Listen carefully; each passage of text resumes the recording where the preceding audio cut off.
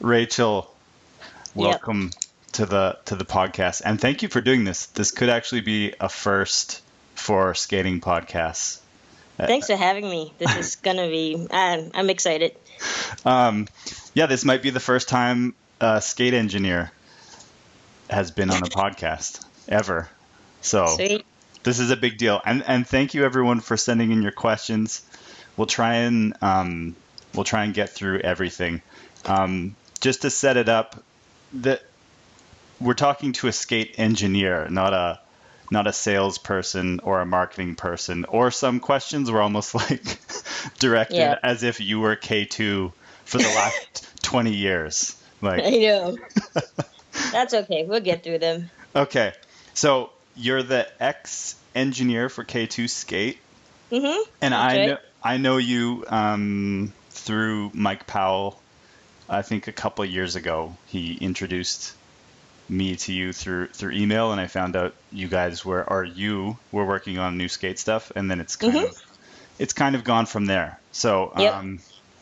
you are not K2 yourself. You are an engineer from K2, Yes. Pass engineer. past engineer. Um, Yeah. so okay, and one thing I want to get out of the way is I hear people say that K2 has come back, quote unquote. K2 skate has come back when K2 has always made an aggressive skate, I think, every year since they made the first aggressive skate. So I just want to get that out of the way that there's no like it's that Yeah. it's that the skates have been improved, but I mean there's been an aggressive skate every year. So Right. um, I would say to that though, it's that we have concentrated our time on cross training and fitness and haven't invested too much time in aggressive. So, the past few years we have. So I guess it's more innovation, more new stuff. But yeah, we've done aggressive skates every year. Sometimes high profile, sometimes not. yeah, the stuff that's been done in the last 2 years has been amazing. I'm Thank really you. excited for the 2017 stuff to come out. Um, And before we get to the first question, is there hmm anything you want to say about like your history or anything with K2 or anything just to Um, set it up? yeah, sure. I was at KT for 11 years. I started out in snowshoes and then moved to skates about, say, end of 2010. So everything you hate from then on, that's my fault. Everything prior to that, though, I have some history and knowledge about, but those things you can't blame me for. Yes, so I've been there 10 years and 11 years, and I felt like it was time for me to move on to a new career.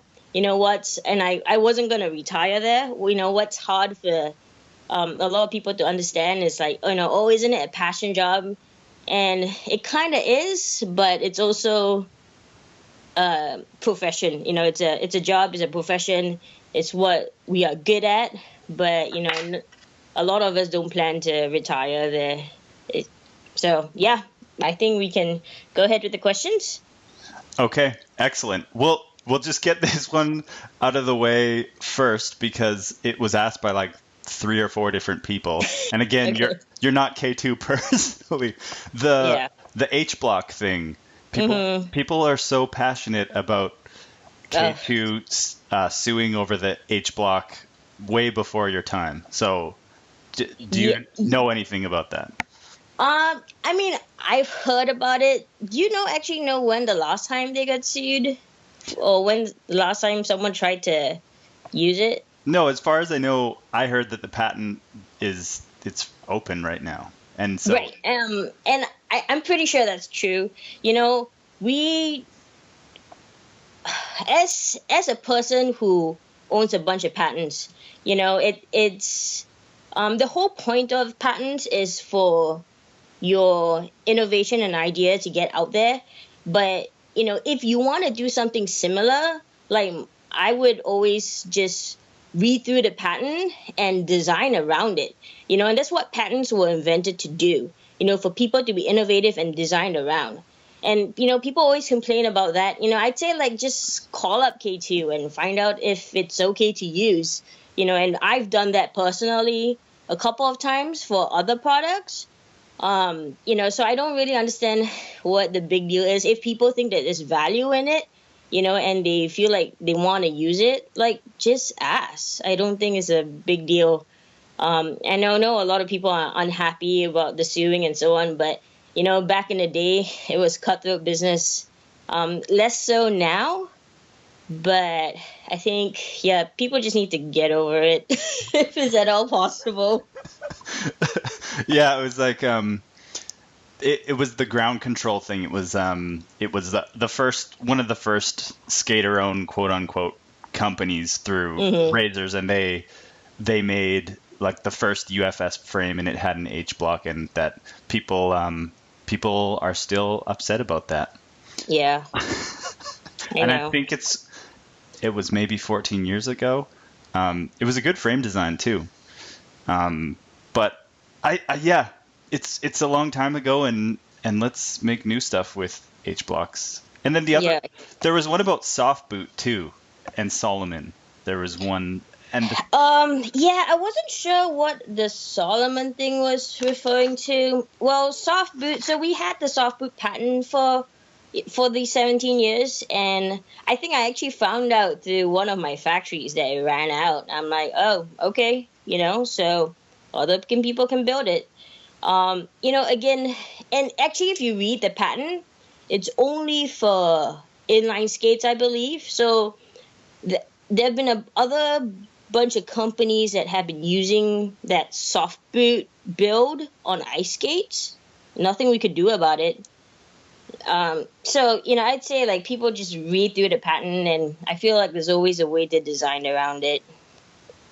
I think that's a really good answer. So that's why we've seen soft boot skates from Power Slide and Rollerblade this year specifically. Probably. Yeah. Probably. It seems like it. Okay. First set of questions from Alex John Coleman. All right. One, what was your involvement with inline skating prior to working at K2? Essentially nothing. I was a figure skater in high school. I, like everybody else, kind of skated recreationally as a kid. But no, I mean, I did college in product development, and that's what I wanted to do. And, designing and manufacturing was what I specialized in. So really nothing with skating. I kind of dug deep in it, and then found myself, like, really appreciating all the skaters who are out there, and, like, learning through the process, but no prior involvement prior to K2. And you were, you said snowshoes before? Yeah. Skates. And did you know much of the skate department when you worked in snowshoes? I never got to see how big that building was. No, we kind of did. I know someone else asked a question too, but all the engineers, well, not all, but most of the engineers kind of specialized what they did. So skis would do skis, snowboarding would do snowboarding. Eventually, some people would move from product to product, but when you are in a product, you likely just did that product.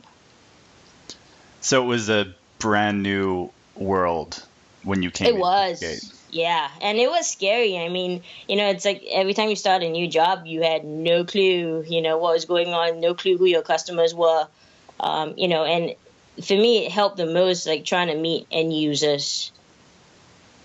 Yeah, and you found out pretty quickly that it's a passionate, opinionated, mildly intense group of individuals all across the world. Yep. Did you test other skates from different companies prior to designing the new K2 models? Seldom. I would. We look at skates. I sometimes would buy it off the shelf. Sometimes I'm too cheap to buy it. I'd kind of just take a look at it in the store and, like, figure out how it's made. Once in a while I would buy a pair and cut it up just to see how how it was manufactured, to understand its build, but not too often. If there's something new and interesting, like the three-wheelers, I had to try, right, to see for myself if I believed in it. But for the most part, no, I wouldn't test other skates too much. I honestly believe in the soft boot build and how we build our skates, that we do build a good, comfortable skate. And that's what, versus other like hard boot skates where a lot of it is about support. For us, it's, for K2, it was a lot of comfort. So, I didn't feel like I put on another skate and want to take it off immediately. So. Yeah, I won't ask you who that was. Next question. What is the biggest design flaw that you see in modern skates? If this is not, I'm guessing this might not be targeted to aggressive skates, but easy on, easy off to me is a big deal. Like for the longest time, we're trying to figure out how to get it on easy, get it off easy. We have the BOA system, which is great. But I feel like that's kind of like a slight barrier to entry. When you see stores do demos, the hoverboards, the scooters get a lot of people because people can just pop in and out, of testing those things. But, and so there's some effort it takes to try on a pair of skates. And I think, if we can kind of break through that, that would be awesome. The other thing would be brakes. I mean, brake technology, I feel like has been pretty stagnant in a while. And, everything that comes up from that is okay, but nothing revolutionary. Yeah, Rollerblade just brought back their old brake system. ABT, yeah, I saw that. I don't know if it's the right thing, but at least it's an attempt at something. And yeah, it works. So I'm actually happy they brought it back because it works and it works well. I feel like obviously the design can be improved on, but it's a step closer. I think what makes skating hard for a lot of people is the fear. The fear of trying something new and the fear of falling. And being able to have a brake that you can depend on that doesn't rely too much on skill, at least in the beginning, is really key. Yeah, skating is dangerous. Yeah. Mm-hmm. And it looks easy, but when you put them on, it feels, even just hopping off of a curb or going down a slight incline for someone who doesn't know how to do it is super dangerous. And people also freak out when they can't get their buckle undone and they think their foot's gonna be trapped in the skate They're gonna be stuck in there. Yeah. So the Midtown design with the two straps is really good, I think. Easy in, easy out. That's a nice design in my mind. Yeah, and Velcro and laces, everybody knows how to use that. So it doesn't seem intimidating. Yeah, and the Soto has it too, kind of. Yeah. Soto's good for easy on, as long as everybody can understand how to use that. Exactly right, and there's a slight learning curve to it. And how I designed the Soto is I wanted to give people options. Options to use long laces, short laces, 2 straps or 3 straps. Might have given the customer too many options, then they won't know what to do. But I don't know. I hope people figure it out. Yeah, it's a pretty easy buckle to figure out, and that came from it's called the Pinnacle buckle. It's from the ski boot. Yeah, it's from one of the K2 ski boots. And is there any plans? Oh no, you can't say anything about 2018, but I would love. Well, I don't actually know. So yeah, that's right. I think that buckle would be really good on an aggressive skate, but that's a whole other thing. Yeah, I think I know I had sent a pair to Rich Parker to put on his aggressive skates. So that's what I love. That's what I love about people trying like mix and matching. Um, and I think he was able to get it on. He might have had to like shave off a little bit of the plastic on the shelf a little bit. But I think he was able to get it on that. Are there And aftermarket of those? yeah, yeah. Well, that was intent. I know I made a bunch of kits to sell that buckle alone. Honestly, what makes like the aftermarket difficult, together with like sole plates and all, is very often shops don't order it. So, we have it available, we made it, but access to it somehow is always difficult. And I don't know. That's kind of like beyond my scope. I just know how to make those things. I I have a joke that the two times in the past decade where I really needed replacement sole plates, they weren't available in North America or possibly the world. For Yeah. one time for a pair of Jados and one time for a pair of M12s. So replacement sole plates are a great idea, but yeah, stocking sometimes Right. And is a it's by problem. size, and that's what makes it difficult. So what's the store gonna buy? Three of every size? Yeah, that's Uh, so hard to predict. yeah. And I'd say if anyone did want sole plates, like email customer service at the manufacturers, any brand, not just K2. Very often, like I'm pretty sure like the R&D department might have stuff in stock, just because they have it. It might not be like the red or the black that you want, but the sole plate it'll still work. Yeah, how many varsity plates are in existence at this point in time? I don't know, not too many. I mean, well, actually hard to say because it's been around for a long time. Um, Since it's been 2010 or more, maybe. more. I think more before that because that tool is pretty old. Um, so tens of thousands, but I don't think that many people replace it. Like we don't get a ton of orders on the replacement parts for those. No, that's the thing. Yeah. Okay, next one. hmm Uh, what are some non K2 skate products that you think are doing it right? Um, I think, well, obviously, like Leon's Wizard frames. I'm a huge fan. Me too. Um, I think those are well done. It's like kind of the full package. It's not just the product, but it's also marketing and selling the product. I think he's doing an awesome job. I actually also like the wheels that the Go Project guys are doing. Jake.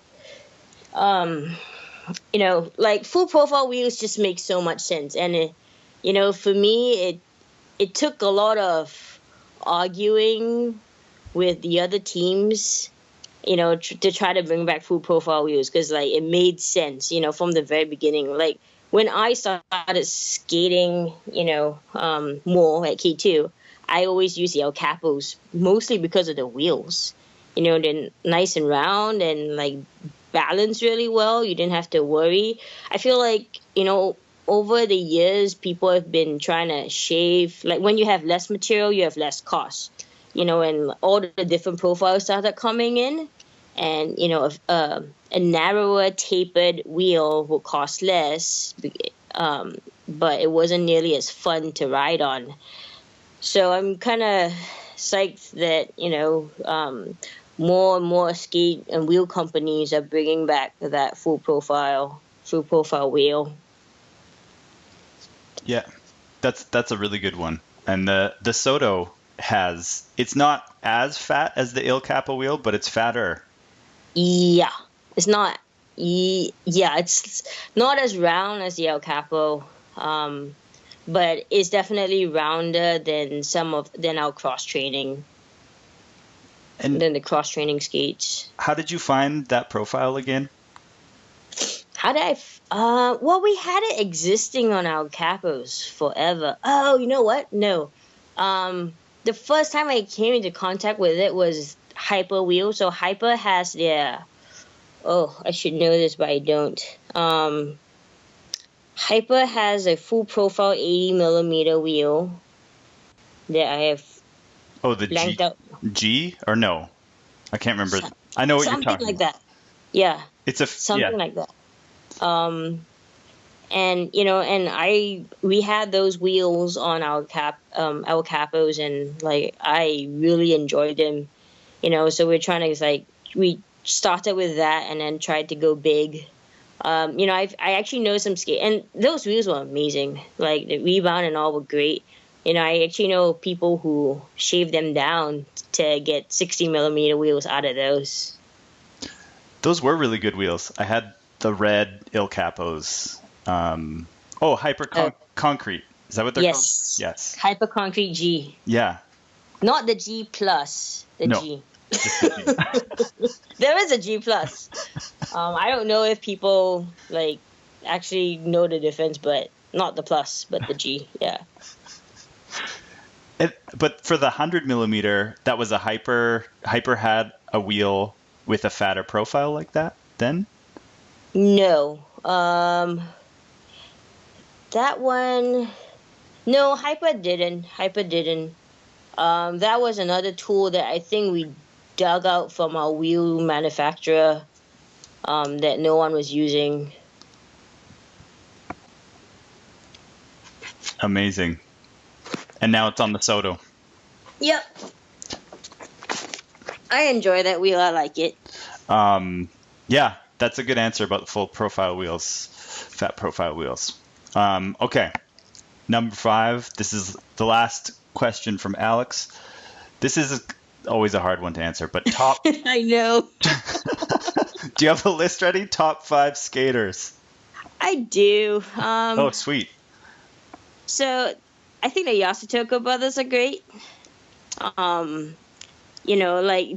Takashi just was at the British Inline championships. Yeah. Yeah, and he has always been amazing. So both Eito and Takashi are great. And what I love is what they're trying to do for the sport. So it's not just about them. It's not just them skating. But they have their G skate park. They have their school programs. To get young kids into the sport. I think that's great. Dave, obviously, Dave Lang, I think is amazing. Joe Atkinson, I think he is young and talented. I hope he goes far with it. I don't know, what the path is, but super talented kid. Those are kind of aggressive skaters. Eddie Metzger, he's a racer. And I had the opportunity to go to skate camp with him last year, year before. He does ton of races, and it's kind of impressive. I don't know, he's in his maybe mid 40s and still winning races, so that's pretty great. I don't think it's all about. It always has to be aggressive and vert and park and ramp. But our speed skaters, those guys need some love too. And how many is that? That's 4. That's 4? Oh, yeah, so the brothers don't count as 2. Okay, that's right. That counts as 2. That's a solid list. And does Eddie still skate for K2 or? No, I think he skated for K2 long time ago. Okay. And we, when I was at K2, I was still in contact with him, just to try out stuff and test stuff for us, because he puts in 100 click a day. That, when he's training for races, 100 click a day, easy. So, for him to go through boots and wheels, it goes through fast. And he had stuff to do with Twin Cam way back when. I think he still does. I believe he still does. And we'll get to bearings later. I have one person who I'm wondering if he got sent skates from K2 after his film came out was Slow-Mo. He's almost like a K2 rider in some way. I believe, I want to say Mike Powell met up with him. I think he did, actually. But I don't know what the standing contract is if there is even one. I have no clue. That was just such a great exposure for K2. That was a great documentary too, though. Yeah. He might be in my top 5. Yeah, that was a solid list. Okay, now we're on to Greg Tutt. He's got 4 questions here. How did the growth and decline in the aggressive inline skating industry play into the engineering and design process? I don't think a ton really. Like, our engineering and design really is based on priority of sales. So where the money is, we spend more time doing. And so I don't know if the growth and I don't think we paid a ton of attention to the growth and decline. For better or for worse. But it was mostly, specifically for aggressive, I kind of felt like I sat at my desk one day, I'd be like, what in skating is entertaining? There's nothing fun about watching people skate around a lake. I guess, then the speed skating, and then, there's vert and ramp, and I'm like, all right, I'm going to do something there. That's how it was. That's good that it just came down to what's interesting to me. Right. What's entertainment value? Okay. Number 2. How did your budget compare to other departments while you worked at K2? I don't know if you can answer that one or not. Yeah. Well, I'd say like my budget engineering wise was pretty healthy. We didn't get a ton of manpower, but tooling wise, like we were pretty healthy. I wouldn't have complained. There was never a time where we couldn't do projects because we didn't really have the capital, or maybe we just planned it really well. It could just be that. So we planned it really well, so we always had money to do all the projects that we wanted. But I don't know what other departments get to do a fair comparison. Okay, that's a good answer too. And number 3, how did K2 perceive the industry in terms of where it's headed and potential for lucrative business? Ooh, I feel like this is kind of a sales question. I think before I left, I know there was a push for skates because they see potential in growth. Specifically when the winter years are bad. Fortunately for K2, we're having an awesome winter this year. But, the past 2-3 years when winter wasn't great, skate was kind of holding our ground of business. So I think a company is aware, they're aware that there's a ton of potential. I mean, we do pretty well in Europe. Not like in North America. I still think there's that stigma with skating. But in Europe, you go there and you see people skating all the time, and and their skate nights are pretty awesome. Like those are fun events to do. Oh, I want to experience one of those. You should do it, totally. It is bizarre, the North America thing, and who knows? It could change. But that's also interesting that, skiing it's such a short part of the year, and skates you can use such a large part of the year, and it's not dependent on weather. You put them on and go. Yeah, well, except if it rains. So that's when it's hardest for us. I think last year, maybe we struggled a little bit because there was no snow, but then it was warm enough, so it just rained. So, no snow is not great, but then rain also sucks. Yeah, that actually brings up a whole other thing we won't get into, but in terms of spaces to skate that are dry and safe, really important. Yep. Number 4, can you do a soul grind? Nope, and I'm totally okay with that. I am too.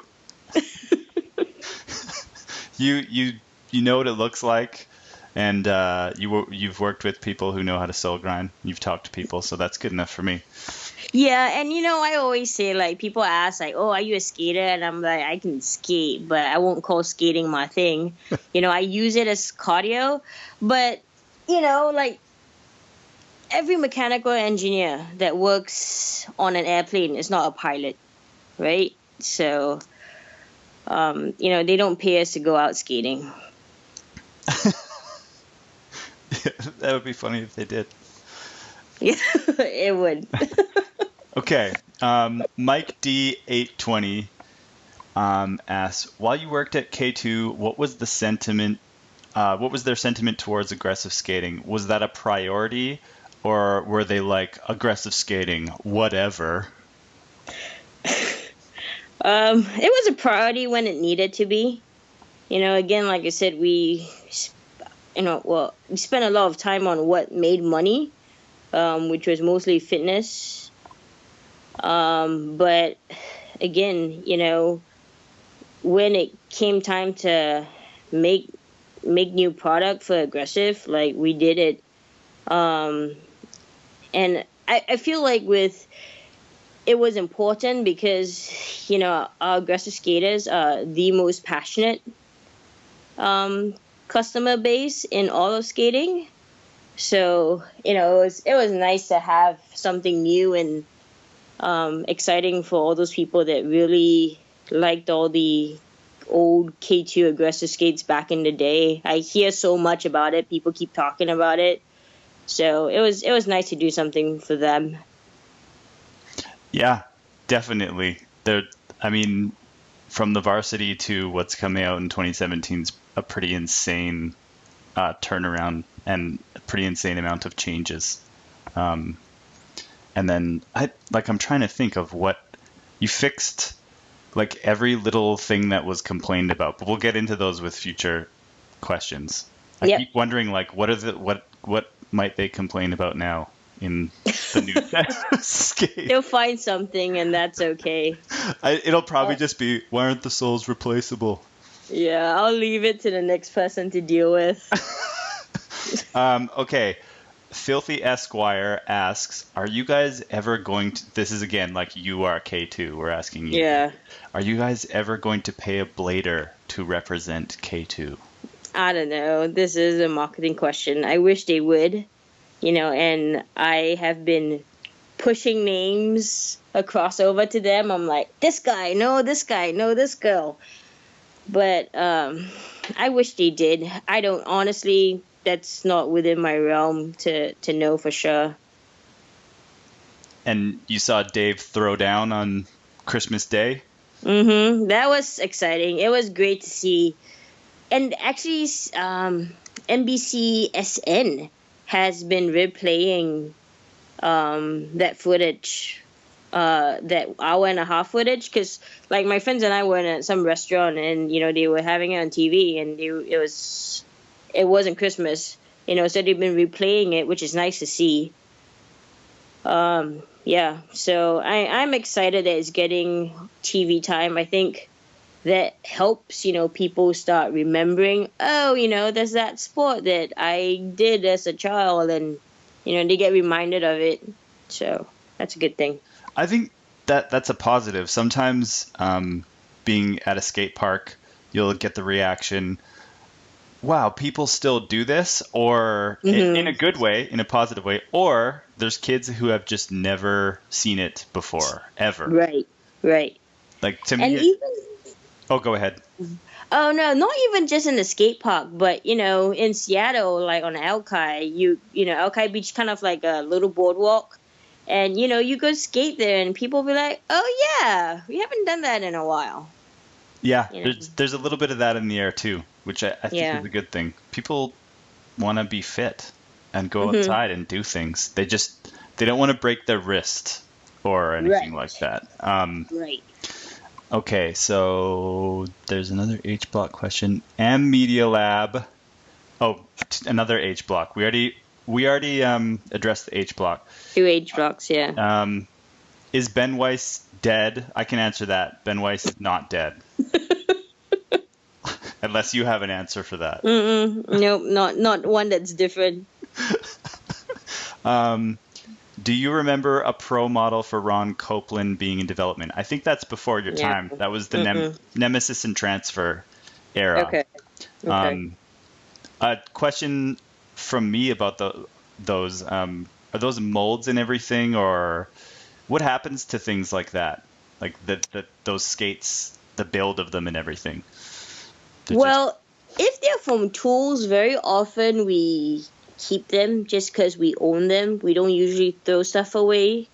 But when it gets into cold storage, sometimes it's hard to bring back out. And sometimes the quality of the tool is not great anymore. Other times, we actually convert tools. So, if I can morph one tool into another tool, like this 2017, we're going to have the longer 298 aggressor frame. That actually started out as a 258 frame. And fortunately, when we built the tool, we built it long enough. The tool itself was long enough to cut out an extra 40 millimeters out of it to make a longer tool. So sometimes we do transform our old tools into new stuff. It's kind of, we keep it, and sometimes we try to pick it back up, shoot a couple extra pieces and see if it's actually usable. very cool. Thank you for making those longer frames, and the big-footed people will be thanking you. I know. Big Yeah, five and two. it's strange. Like, for the longest time, when you have a size 13 and like the frame was tiny, and I did not understand it, but hopefully that's fixed now.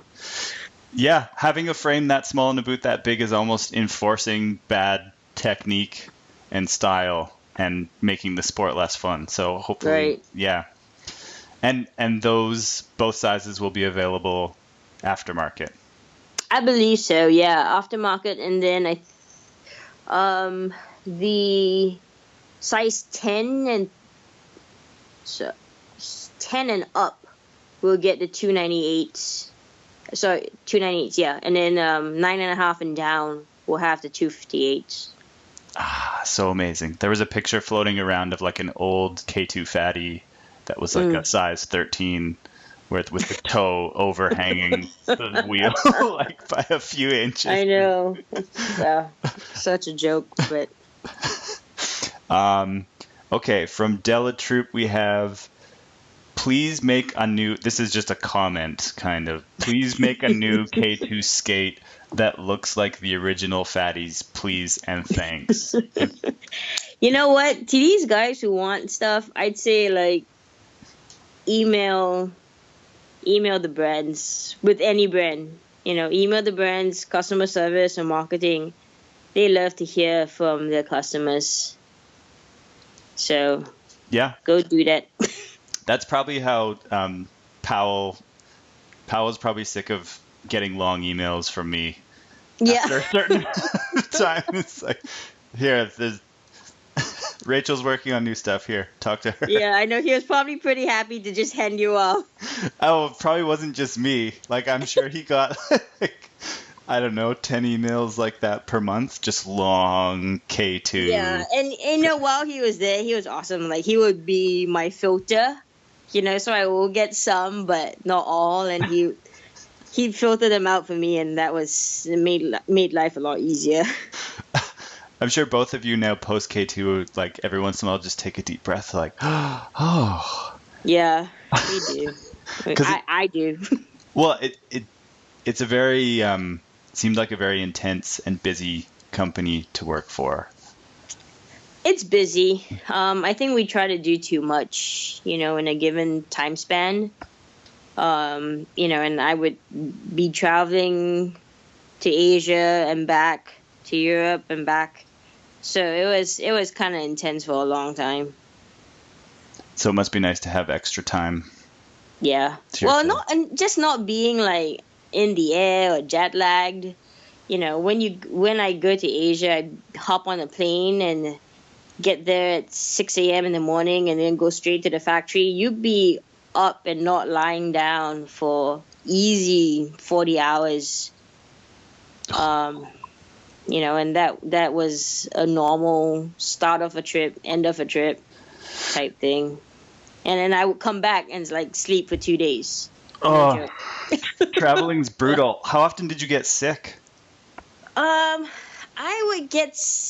For me, it was kind of like if my trip was more than 2 weeks, I was definitely gonna get sick, and I knew it. It was like clockwork. If it was like 2 weeks or under, I'd be good. But when I hit 3 or 4 weeks, I was always ready to with all my NyQuil, DayQuil to kind of get me through it. Just a haze. Yeah. And for the record, Rachel could probably kick all of our asses. All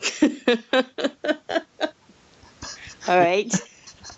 No, it's true. You practice, is it martial arts and boxing or? Yeah, I do jiu-jitsu and boxing. I did Muay Thai for a while, but it messed up my stance in boxing. So I kind of just have dedicated my time to jiu-jitsu and boxing.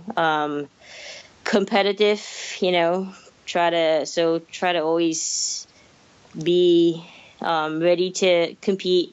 So skating was great. It was my cardio because I've shredded knees. My knees not gonna handle running. So skating was great because it kind of gave me the cardio without having to pound on my knees. Yeah, skating's amazing for that. That's still, I tried running for a while and it was so boring compared to skating. Mm-hmm. And you get through fast too. You can push the pace if you want it. Yeah, definitely. Were there any comments online? This is a question for me now. Any comments online that inspired you to punch or choke anybody out at any point about skate design? Oh, more than I like to admit. Okay.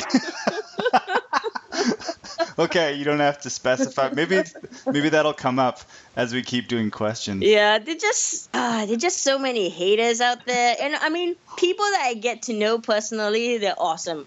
Every one of you, like, has been great. But then all the anonymous people has been like, it's kind of like you said, they think that engineering is all okay too, and like we make all the decisions and whatnot. And I don't know. They can criticize all they want. I take a lot of it with a grain of salt, but I try to be informed and read it because, a lot of people do make sense. It's just like the few angry people, sometimes I have a dosage that I can handle before I be like, okay, enough for today. Yeah, and the people who do have like good constructive criticism to say or whatever, like you took all of that and you applied it to the next gen of skates, like from 2016 to 2017. So it's like it's important for people to know the things that they say. People are listening and reading, so don't just say dumb stuff. Try and think about what you're saying, and I don't know. Be constructive. Yeah, because it goes a longer way in the end. Yep. Okay, next one. 24 writes, will K2 come out with a replaceable sole model? My guess is no, but I would say that the Midtown and Uptown boots, those have the SPB base that would take a sole plate. So if you can find sole plates, you can use those. I've been seeing a couple of people on social media that have been using those two models of sole plates. So I'm pretty psyched that they did. Because when we decided to take it off and, not have it on aggressive skates anymore so that people are lower to the ground, that was kind of a difficult decision, but I think overall the better decision. So, there are other models out there that can take on a sole plate. So I still think the options out there. Yeah. And is the tool that makes the varsity plates in storage now? No, we're still making stuff. Okay. For warranty and not warranty, for aftermarket. Excellent. Because I put the varsity sole plate on the Uptown, and it actually, even though the ride height was more, it still worked really nice with that boot. So I mean, the option is there. And if you look at skates like Seba or V13 or Volo, everything is a boot on sole. Like most of those have extra ride height. And yeah. I think for the people who haven't tried the newer K2 skates, the ride height is really nice and low on the newer sole. Right, and that's a goal. You want to be as low to the ground, biggest wheel possible for the lowest height stance possible. Does that make sense? Yeah. Right. Yeah. And some fat profile wheels. Although exactly. people are experimenting with all kinds of profiles now. So which is awesome though. It's good. It's good for the industry for people to try and experiment. Yeah, there's really no right style of wheel size or profile or frame length or rocker. It's a really good time right now for skating, for people trying a whole bunch of stuff. I agree. Okay. Mikey G. Lynch asks, pros and cons of ankle, buckle, and strap. I think you kind of went into that, but if you want to say anything more on that, you can. The ankle, buckle, and straps, it's the one... Okay, if it's the strap that I'm thinking of, which is the one that goes across the front of the ankle, I'd say if your skate does a good job of sucking your heel into the heel pocket, you could probably do away with that. But that's not the variation in feet make that kind of difficult. So having a strap over the foot is very key to sucking it in. However, if you have a strap placed in the wrong location, then you feel pressure points. It's somewhat a sensitive area. So, I don't know. I see more pros and cons. It just has to be well placed. And then, what about straps for the top part, like attached to the cuff at the top? Yeah, I think do you mean the collar or the cuff? Oh, that's right. So there's the collar is the very top strap, correct? Right. So the collar would be on the boot itself, right? On the lining equivalent of it. The cuff would be the plastic part where you get a lot of structure and support. Yeah. That little tiny strap on the collar does way more than people think, and sometimes the stiffness of the skate that people are feeling is you just gotta adjust that one a little bit. Right. Or I'd say if you don't like it, cut it off. Yeah. Do that. If you don't use it, don't have to keep it on. Just because it's there doesn't mean you have to use it. I would say for the type of skating that you and Todd do, just because you have bigger wheels and higher off the ground, you would want that higher support. If you were skating on 55 millimeter wheels, you probably won't want it. Yeah. So it just depends on, your skating style and the type of skating you do. Yeah, I've been saying for people asking about 2017, and if you're going to be just doing grinding stuff, grinder blading, then get the front street. But if you're thinking of using the setup for big wheels and grinding, then get the unnatural. Yeah. Because it rides really well with Wizards and the R100. So Sweet. yeah. It makes me smile to hear you say that. I was wondering though about that collar strap, because that originally came from that would have been on the Soul Slide way back when, correct? Yes. And yes. Does Rich prefer that for vert, or that was just something that you adopted from older K2 skates? It was a mixture of both. I try not to make design decisions based on one opinion. Yeah, holy but shit. We have a graphic artist at K2 who is, an aggressive skater, and he was the first one that came up to me and be like, yo, you should put a strap on the collar, and I kind of just like looked at what's been done and tried it out, and yeah, that's kind of how we ended up with it. It works amazing for big wheels. It's weird how when you do that thing up tight, the power that you get from that point on your shin down when you lean forward, it's really bizarre how it steers the skates. It's kind of hard to explain until you've tried it. And you've heard it from Rachel. If you don't like it, cut it off. Yep. Okay, now we're going into the Nate Hurst question period of the podcast. It's like a whole bunch of... Okay, do you want to do that first, or do you want to do, like, the Instagram questions? Oh, okay. Do you want to... Let's do... I think those were all Instagram, and now we can go down to Facebook, and then we can end with Nate Hurst. Oh, okay.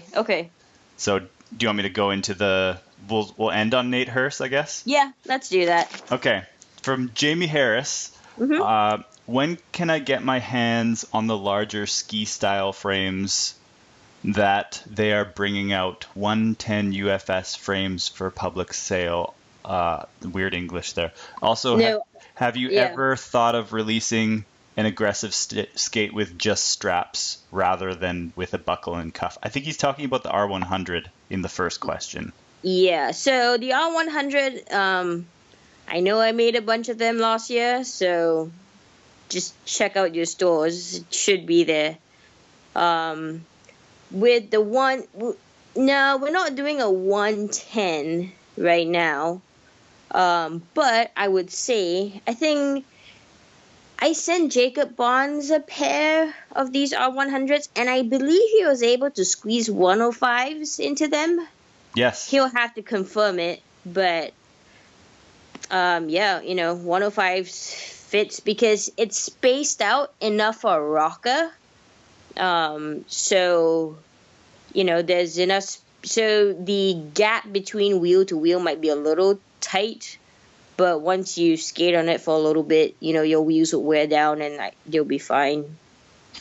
Yeah, there's I think just a rocker pattern that would work with the 105, and I think MPC is the only company that makes a 105, as far as I know. Unless there's others, I'm not sure.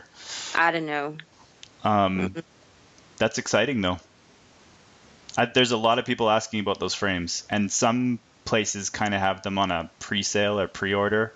Oh, yeah. But the date keeps changing. So I think it's the spring. I don't know. Spring, is that coming out, or we don't know? I should have been the same time. When I left, we were in the production process. So, if there were any delays, I couldn't speak to it. And I tried really hard to break them or bend them, but I don't know if I am heavy enough. So. I appreciate that. I know we had someone that asked a question about testing, and we can go into that a little bit later. Cool. Yeah. And then the aggressive skate with just straps? Yeah. Again, we made a kit for 2017 for Velcro as well. So, the front street and naturals have screws on the cuff straps, on the plastic straps. If you don't like those, change it out. Make your own, right? I mean, go to a craft store and get some leather and Velcro. Not too difficult. I like it. Andreas Larforce. Hopefully I said that right. When there's the two little dots over the A in Larforce, what is that? How am I supposed I to? Okay. don't know. What are Can the tell you. biggest limitations to you as an engineer in designing inline skates? Materials, standards like UFS, accounting for differences in customers' feet, etc. Yeah, I'd say costs. Very often, I tell the sales and marketing, yeah, we can build it. Just if you want to sell it for the right price. There's a lot of things that is out there in terms of manufacturing capability. It's, just that fancier things cost more and people want it for nothing. So that's always been the difficulty. Design wise, you know this, but UFS has been a bitch. It's just like for size 9 it's kind of okay, but for everything else it sucks. And yeah, we've thrown around with an idea of UFS 2.0, and I hope someone does it. It's there are a bunch of with the 165s to 180s, 195s. I feel like the 15 millimeter increments gives people a ton of opportunities.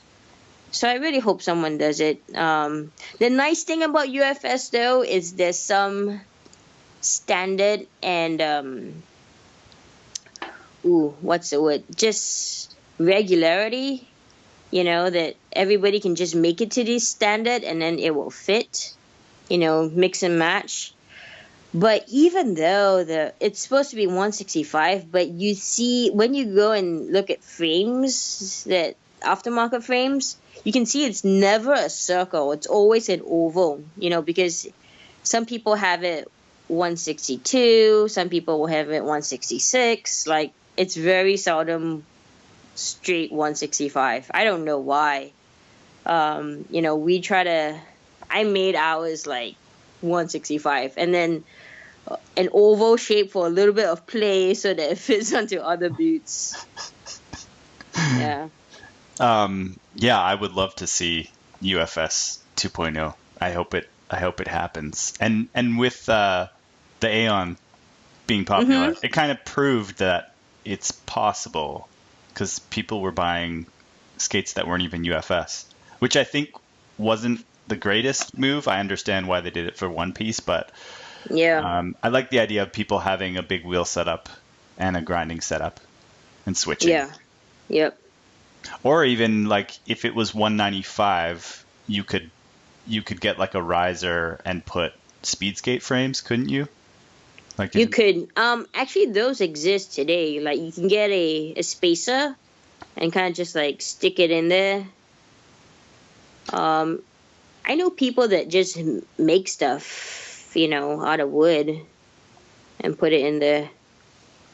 That's awesome that people just make stuff and do it. I wonder if that guy was asking about the 110 frames as the there's that picture of that newer K2 speed skate, and then there's a 4-wheel frame and a 3-wheel frame. Oh. Maybe he thought that one of those was UFS. I'm not sure. No, that has the standard 195 and 180 that's on most race skates. And that's just showing that there's two different frames. It's not like a package that you buy where you get both frames. It's just showing that the boot uses either or. Yes. Okay, makes sense. There's a follow-up question, which you kind of answered. What was the attitude toward rollerblading within the K2 company? Was each department inline, snow? He says bike. I don't know if there is bike. I don't think there is. Segregated. We had bike. Oh yeah, you had what company was it? Special? No, not Special. No.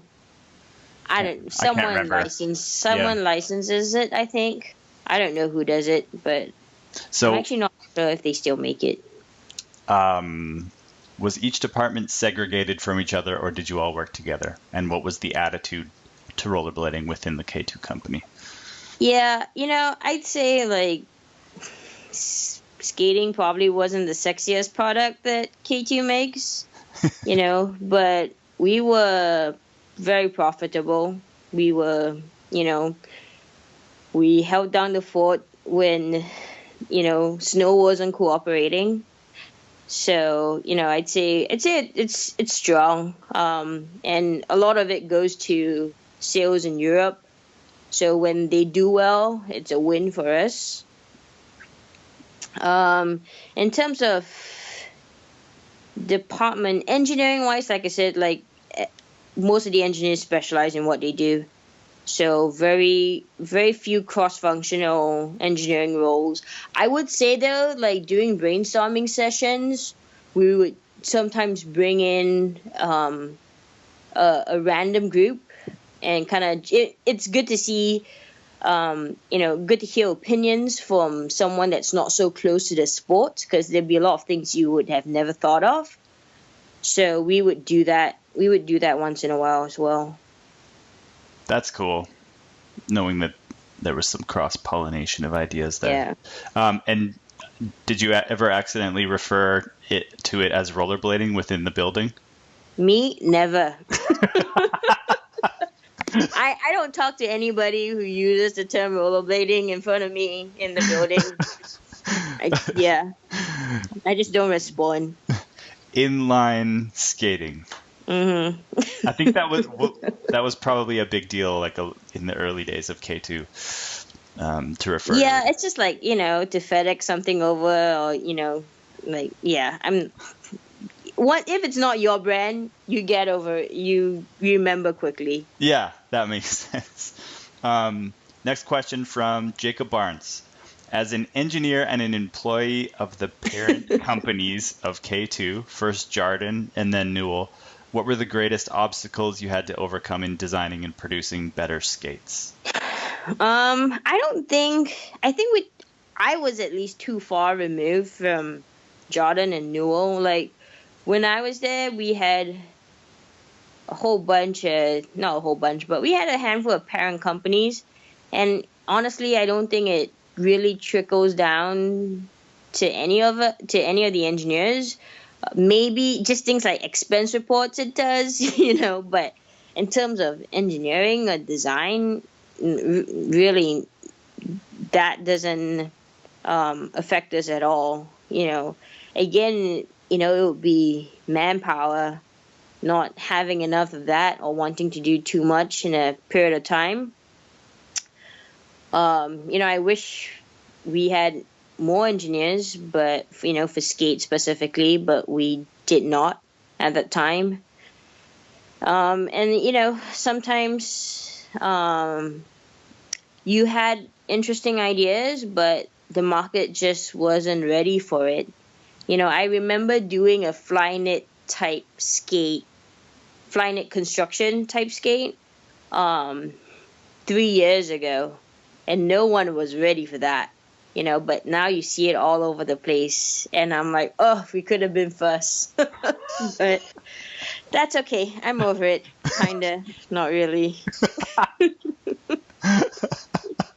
I like that you're still passionate and that you're gonna follow skating to a certain degree. Yeah, I am. You can't help it. I know, right? Like I feel like, okay, I'm done. I can move on. But, I still have all the skate feeds on my Instagram, and I'm like, oh, what's everyone doing? That's kind of cool. Yeah. And was there more skate engineers in the earlier days, or was it always one person? There were more. There were definitely more in the earlier days. In our Seattle global headquarters, it's just one. Sometimes we get help from somebody else, maybe 1.5. But, for a long time, I was global engineering team. Kind of a one-man team. Holy, that sounds like a lot of work. But, we have our graphic designers as well. We have, our planners. We do have help on the manufacturing side. with our K2 Korea office. We have an office in K2. In Korea.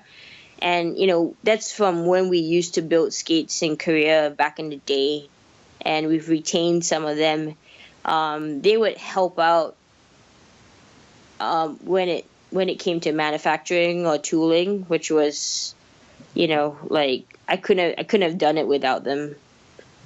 Because if we had a problem, they'd be on the next flight out, to try to figure out what the issue was. But in terms of what we had in Seattle, it was a very lean team. Thank you. Thank you for doing all that hard work. So sometimes when you have someone on the forum who bitches about, the product and all, it's really targeted because, it's kind of just you. There's no one else to push blame onto. Yeah, you mean you're not... You are K2. Just right. You. Okay, David Morong asks, why don't skate companies use different molds width-wise like they do in hockey skates? Yep. He said, I could easily answer this one for myself. I'm just interested if they even consider these options. We have... just one is kind of the issue.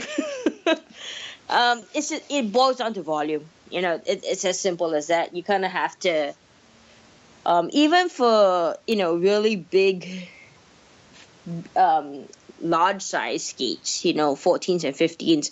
I believe Rollerblade has a model to fit that, but again, the volume is so low that we kind of just have to figure out pros and cons, where we want to, spend our money.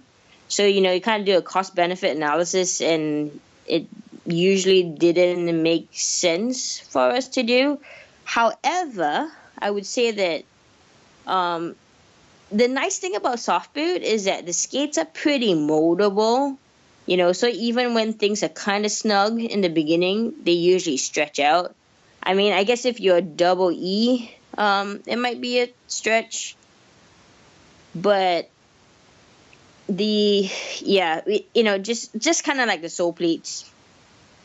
When you can't make enough, it doesn't make sense to do. Definitely. That's why I squeeze into a 8.5. I take out the footbed, put it in That's the lower. Ridiculous. Yeah. It depends. I'm trying to be more open to wearing my actual size, but okay. We'll see. Right. Because that would be, and lots of people were asking just over the years about K2 sizing. I can't remember. Is it true half sizes still? Yes. That's awesome. Yeah. So our half sizes increase in 3mm increments. So when we build half sizes, we use a half size last in 3mm increments. Yeah, full size is 6, half size is 3. Yep, we do. Yeah, when you get a good fit on a K2 skate, especially for aggressives, they're comfortable and they fit really well. Even though I do squeeze my foot into technically 2 sizes smaller. So people out there, if you want to do that, you can. But it's not for everybody. Trying to squeeze into a small. Because I'm in a size bigger now on the carbon skates, and I haven't lost a toenail. Good. That might be why. Okay. Juan Raul asks, from her perspective, can the inline skate technology be improved to function better?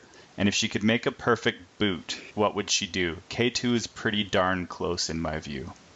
Oh, I would try to combine ski boot tech into our skates. We've got, and this is why if we had more cross functionality, it would be great. Because we have the guys who built the K2 ski boots and the full tilt ski boots who do an amazing job. and being able to cross-pollinate that knowledge, I think will be good. And so but again, we don't really have a hard boot at this point. Again, something I try to push for, and I hope they do. I feel like there's a place in the market for it. It's a sandbox that K2 Skate doesn't play in right now. I hope that's something that they do. Again, comfort, support, fit is kind of like the cornerstone of what soft boot is, and being able to combine that, that ski boot liner technology with what skates can do, I think will be great. Oh, that would be so exciting. Mm-hmm. People listening are probably like, what? What would the first K2 liner be like for skates? Yeah.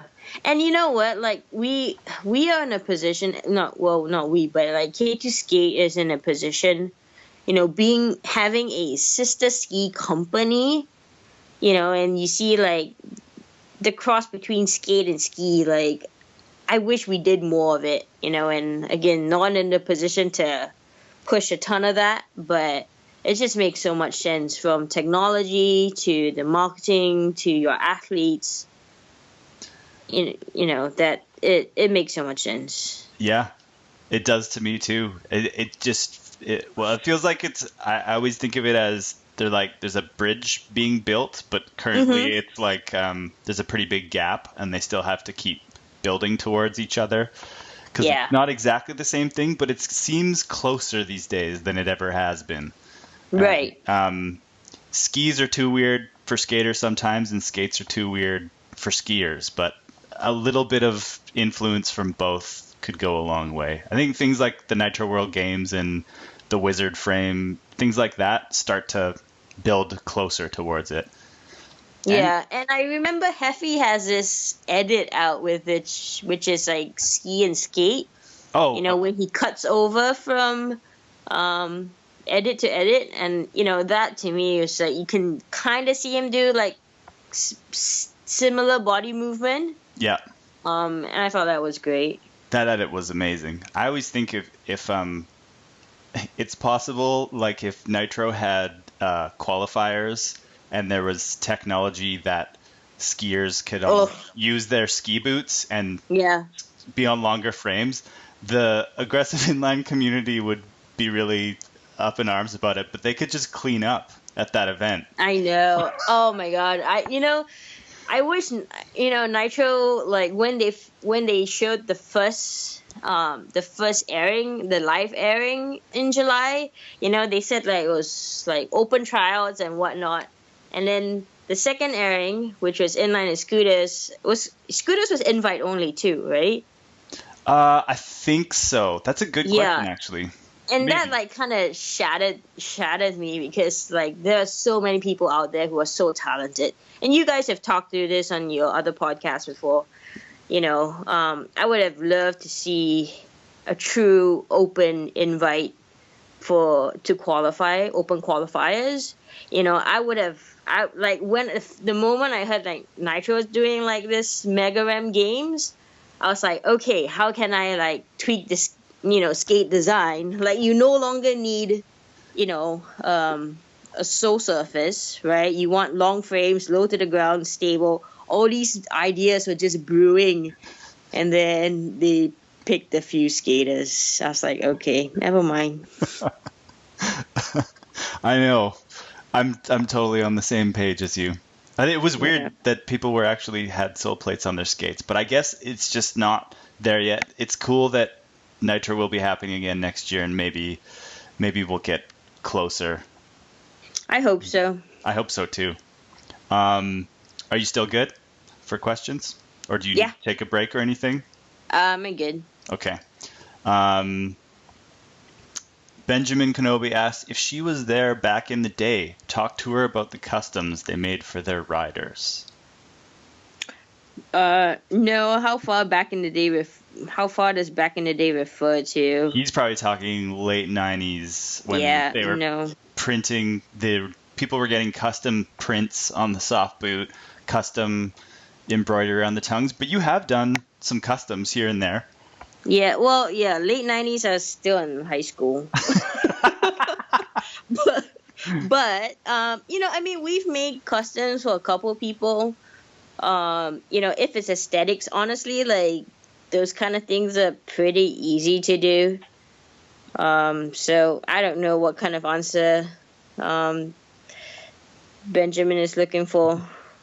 I think if skating was to ever explode and you guys did have a team, you could probably do some pretty crazy stuff in terms of materials printed for the soft boot and embroidery and colors and all that. Right. Did you even make, like, I know there's a hole in the back of the skate. Was there going to be a little stabilizing spoiler thing like the Transfer Nemesis?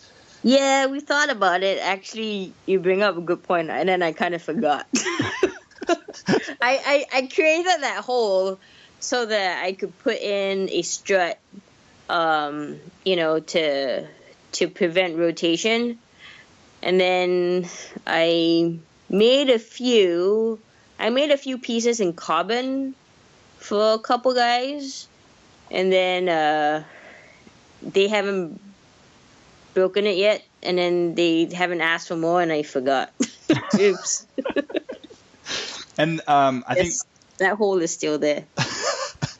Yeah, it is still there. So people could maybe make custom ones. One of the changes on the base is there's notches that almost stop the cuff from going back. That's new, or was that on older skates? I can't remember. That was on 16 too. Yeah. Yeah. But it wasn't in any K2s previous to that. No, it wasn't. I don't know why. It didn't make sense. But I can understand, like, in racing where, you know, how people are trying to extend their leg and cross over the finish line. Yeah. That leg and calf go back. But in an aggressive, you are pretty straight or forward leaning. So I don't, yeah. I think some people think that makes the skate too stiff, but I don't think that's what makes the skate too stiff at all. And in fact, a lot of people, no, it's not. And I think a lot of people broke cuffs way back when because the cuff twisted. There's some, like, old skate photos where it almost looks like the cuff is gonna break. And I've seen broken cuffs. We still get stuff back from warranty from the early 2000s. You'd be surprised, like, what people send back. Oh, that'd be so interesting to see, like, a photo album. Oh, my goodness. And I probably, in my old work computer, I probably have a whole folder of old, like, warranty photos. But I'll send them a new cuff, and then they just fit it on, and it'll work fine. That's awesome. I didn't even know that people did that, really, that they would send in old stuff and get new cuffs. Yeah, well, we try to help our skaters, like, we want them to keep rolling. Sometimes we are able to help them out, sometimes not, but if we can, customer service would, like, send me a request, and, we'd try to fulfill that. Very cool. Hopefully the customer service isn't just, like, rushed with requests after this podcast. I know, right? Sorry, guys. Jonathan Costello, this is more of a comment than anything. I don't know who this is, but he says, the Tinker Hatfield of skates. She did a killer job. Who's Tinker Hatfield? A designer? I don't know. Okay. Hatfield and capital H show. It's a compliment, though. So good work. Thank you. Louis Payne asks, is it possible for regular plebs like us to get a hold of badass custom K2s like yours, Joey? As in the blacked out rubber and liner. The new ones are blacked out. I think people kept asking me when I got a pair of Unnaturals that were blacked out in the toe, and they really wanted them. But both... Did you paint yours? I know Yeah. Todd painted his, right? Yeah, we both painted them. And then there was a couple sets that I got that actually had the toe blacked out, and they were still 2016 but with a blacked out toe because it was the I newer probably material. was just using, newer or scrap. Yeah. Just what we had in the sample room to build it with. There we go. It's not custom, it's scrap. And the 2017 Unnatural has a blacked out toe. And Yes. the front street is what color? The gumsole. Gumsole. The gumsole. Yep. Yeah, those look really good. Sweet. Those are kudos to our designers. Hey guys, they did a good job. Yeah, both of them look really good. I saw pictures of Ollie from Roex in his. They look really good in photos and video. I know, that made me so happy. I was psyched about it. I mean, I have a ton of respect for Ollie and, Andy and people, all those guys who are the face of the company, their companies in engineering, and it kind of gives me chills to see them trying out the skates that we build. Yeah, it was cool. I didn't, because I guess Flying Eagle doesn't have an aggressive skate, so it was cool to see him choosing those. And for everybody who tried the Unnatural and thought maybe it was too high or too stiff, this is the one for you. If you're going to be just doing grinding, it's definitely feels like older K2. And I think good. The front streets are great. And one of the mistakes I made last year was my group of skaters that I had test skates were maybe too high level. I kind of forget that, there's a whole group of skaters that don't go skating, that much and don't have time to break into skates. And, so that was something on my part that I neglected to, keep an eye on. So so hopefully people are psyched about the 2017 ones. Yeah, I hope so too. I'm gonna be driven insane if people get them and think that, especially the front street, if they think it's too stiff. It's like you have to. 15 minutes isn't enough time. Yeah. And sloppy skates can be very dangerous, but that's a good point. That there's all different types of skaters. Yeah, and you know what? No offense is taken if you don't like skates that I've designed. There are a ton of other brands, and that's what they're there for. You pick what works best for you. And, it's kind of nice to see all the other new brands, whether it's frame or wheels or, just other smaller brands coming up, because that validates what we do. Yeah. Over the past couple of years, it almost feels like, is skating bigger than we think, or there's so many new things coming up, but I think it's just an energy around skating right now. That's exciting. Yeah, I would agree. Yeah. I would agree. Okay. Next we have from Billy the Feet. What is the likelihood that they will create frames like these in the future? And it's the picture of the big block frames. We've created it. We've just not sold it. Yeah, and that I'm in the low percentage that isn't that thinks those things should come out as they are, but it's a whole other discussion about frame mounting and everything. I don't know how much you want to go into that, or yeah, well, we try stuff out. If I can validate if it's something worth building, I need to be able to provide sales and marketing and my bosses, why this is the next greatest thing. But that one was kind of hard to convince them, just based on they're like, oh, how many would you sell? And I'm like, I don't know. It wasn't a good enough answer for them. So we'll see. I mean, I think if we see like, the new Wish frames and ground control has their mega frames, like I think the more we see like the bigger wheel and larger H-block frames, maybe K2 will find a place for that in the market. A lot of people want that frame, but maybe just on a small level. That more people ask me about. I don't know. It would be awesome if we could just. Sorry, go ahead. Oh, yeah. It could just be a very specific group of people, but a lot of people ask about that frame and when it's coming out and why it's not coming out. But it could just be not a lot of people. If we like got a list of people that wanted it, and like we just made a limited edition, or like a limited run, I think that would be cool. But yeah, it's not something that I will be part of.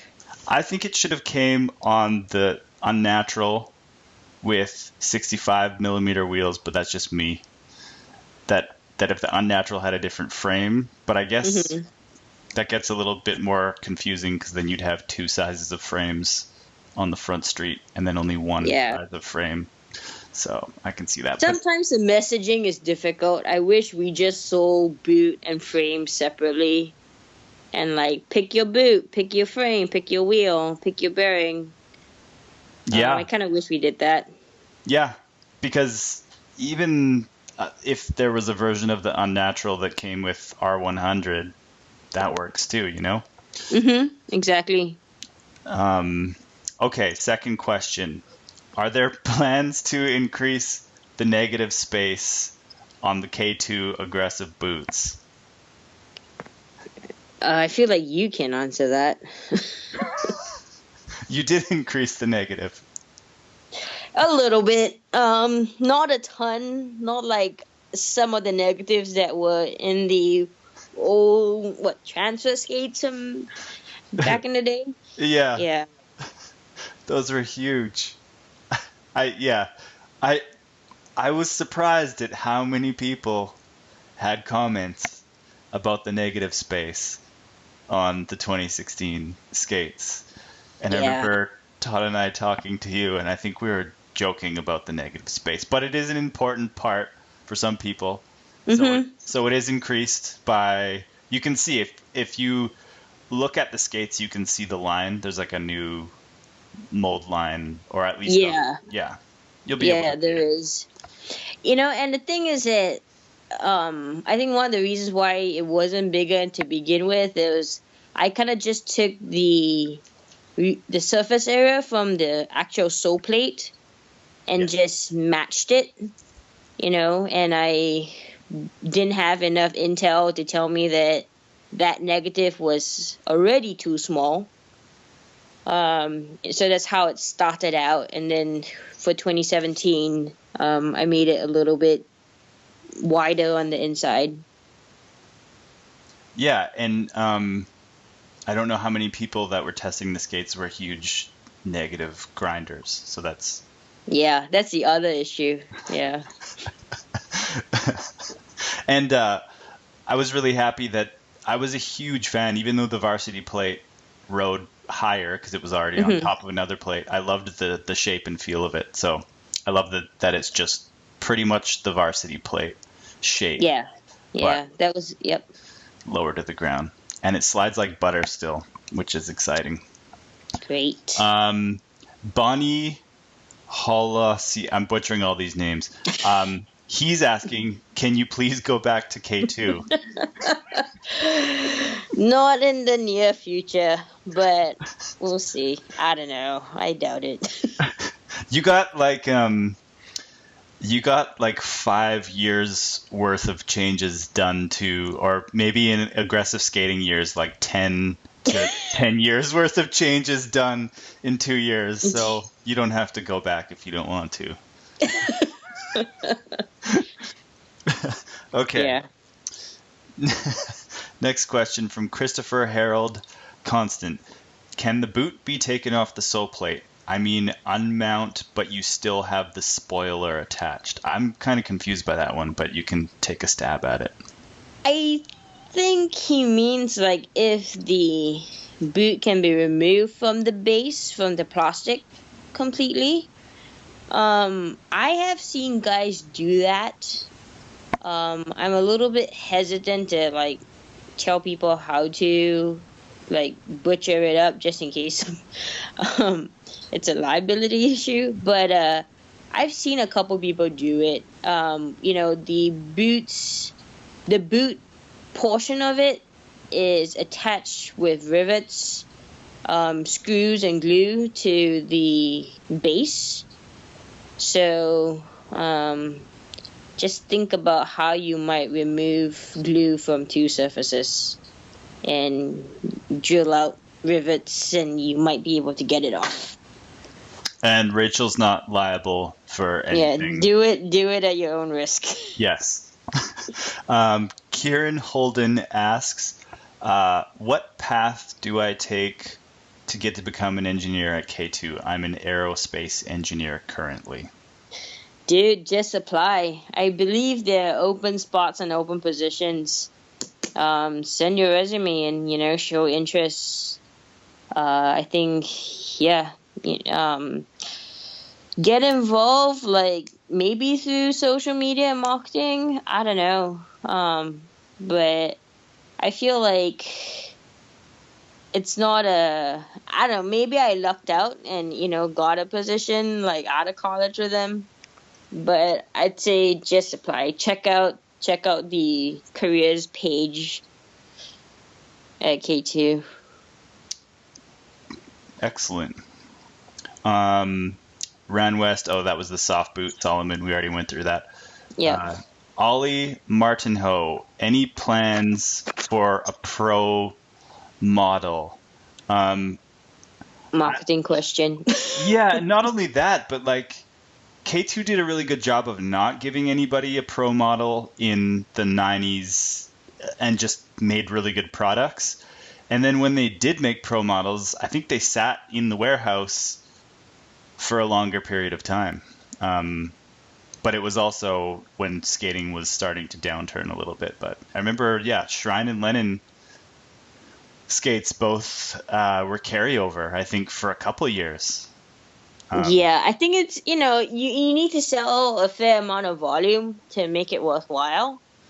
Also, I think with a pro model, you kind of design to one person, and I don't actually think that might be the right approach. Because not everybody skates like X, right? If you do, that skate's going to be awesome for you, but if you don't, then you're going to have a shitty ride. Yeah. I agree. Do you know anything about, this would have been before your time, but there was a Ben Weiss pro model and a Yasutoko pro model, and there was demo pairs floating around, but nothing actually got produced. Did you ever hear about those or know about those? I've seen those, and I actually sent Ato. We were cleaning, when we moved offices last year, and I sent Ato one of the skates that I found in our storage area. So I didn't know that it actually never went in production, because I know when I met up with him at an ASA tour stop in Seattle last year or year before. And, he remembered those skates and said how he liked them a lot. Those were heavy, like heavy. And, when he first tried out skates, he was like, oh, these are too light, maybe a little bit too light, because they need the weight to whip them around when they spin. So I actually made, like, weighted insoles for him. Just to try it out and see if it worked. Yeah, but I don't know. I don't know if those ever went in production. Maybe they didn't, but we had a couple of those floating around. Yeah, that's maybe someone might know better than I do. Every once in a while there's like a pair that comes up for sale, and I wonder if it's just like the salespeople in different areas around the world had some But it's really funny. Like, hey, here's a sample of your pro skate that never came out. Like, Yeah. I don't know how that works. And in retrospect, like the transfer and the Nemesis, they're still really good skates. They were just huge. They were giant and heavy. Yep. But everybody who talks about them really loved them. So that's still, I guess, the K2 way of making a quality product, even if it has the largest Solon negative on the market. I know, it's funny they even advertise that. That's kind of like... Skate design took a turn. Like, even Solomon, they made their giant ping pong paddle wide body, and then just kind of, skate design took a turn for the weird in that area. Philip Martinez, just a comment. Tell them to make a one-piece K2. We did, didn't we? You did, and then it was too soon for everybody. And we stopped. There's the history goes that UFS was K2 was one of the last to get on board with UFS, and then when they did, K2 maybe didn't sell as many skates, and now Aeon uses K2. Now someone else does it. And everybody thinks that it's some brand new thing, when in fact the Fatty and the Style Points and the King 55. Oh, I missed one about the King 55. So Jason Calva asks, why was the King 55 the only endoskeleton aggressive skate? It seemed like a really popular model, yet it was never improved upon or made again. I don't know why. I definitely would say that when the redesign for the aggressive and Fun Street were done, like, I had that skate on my desk, just sitting in front of me together with a few others. But yeah, it was really well built. Back then, I believe that skate was made in Korea. I could be wrong, but the manufacturing and shoe technology in Korea back then were amazing. And we've always toyed around with the idea of doing another endoskeleton type skate. And I know why I was going to talk about this. Juan's question about about making skate boots look like can inline skate technology be improved? Yeah. And I talked about like the ski boot stuff. Yeah. I think it would be great. I mean, I'm just like imagining, right? Like a ski boot liner, a great liner with like an internal cuff, an endoskeleton and a nice base. Like, that would be a sweet looking thing. And I think it can be done. I hope someone does it. For us, I think for me, kind of using the same cuff, I know a lot of people felt like it looked dated and whatnot, but it was kind of like the easiest path to the goal line without too many experiments. We don't have, with the people that we currently have, that it's a lot of how the King 55 was built is all tribal knowledge. So, and we don't have very many of those left to be able to like cut up and figure out how it was built. But just combining like ski boot liner stuff, and this like the endoskeleton, I think that would be kick-ass. Yeah, I agree. Are there any ski boot designs at K2 that have kind of like plastic stiffeners or anything like that? I think there is one. I don't think it's a ski boot. I think it's a snowboard boot that has like a plastic tongue, or to give it some structure. Yeah. But it can be implemented pretty easily. Yeah. I had King 55s as one of my favorite pair of K2s, and then also my OG Remedies, the like very, very early Remedies also had a similar kind of internal stiff cuff structure. And then also if you've ever looked at the Seba Tricks cuff, it's Yeah. like that triangle with like a stiff piece. That one is an amazing design. Like I love that design. Yeah, Leon's a big fan of that one too, and I had a pair, but it wasn't the right size. But I've heard once that skate breaks in, that cuff is just works really, really well.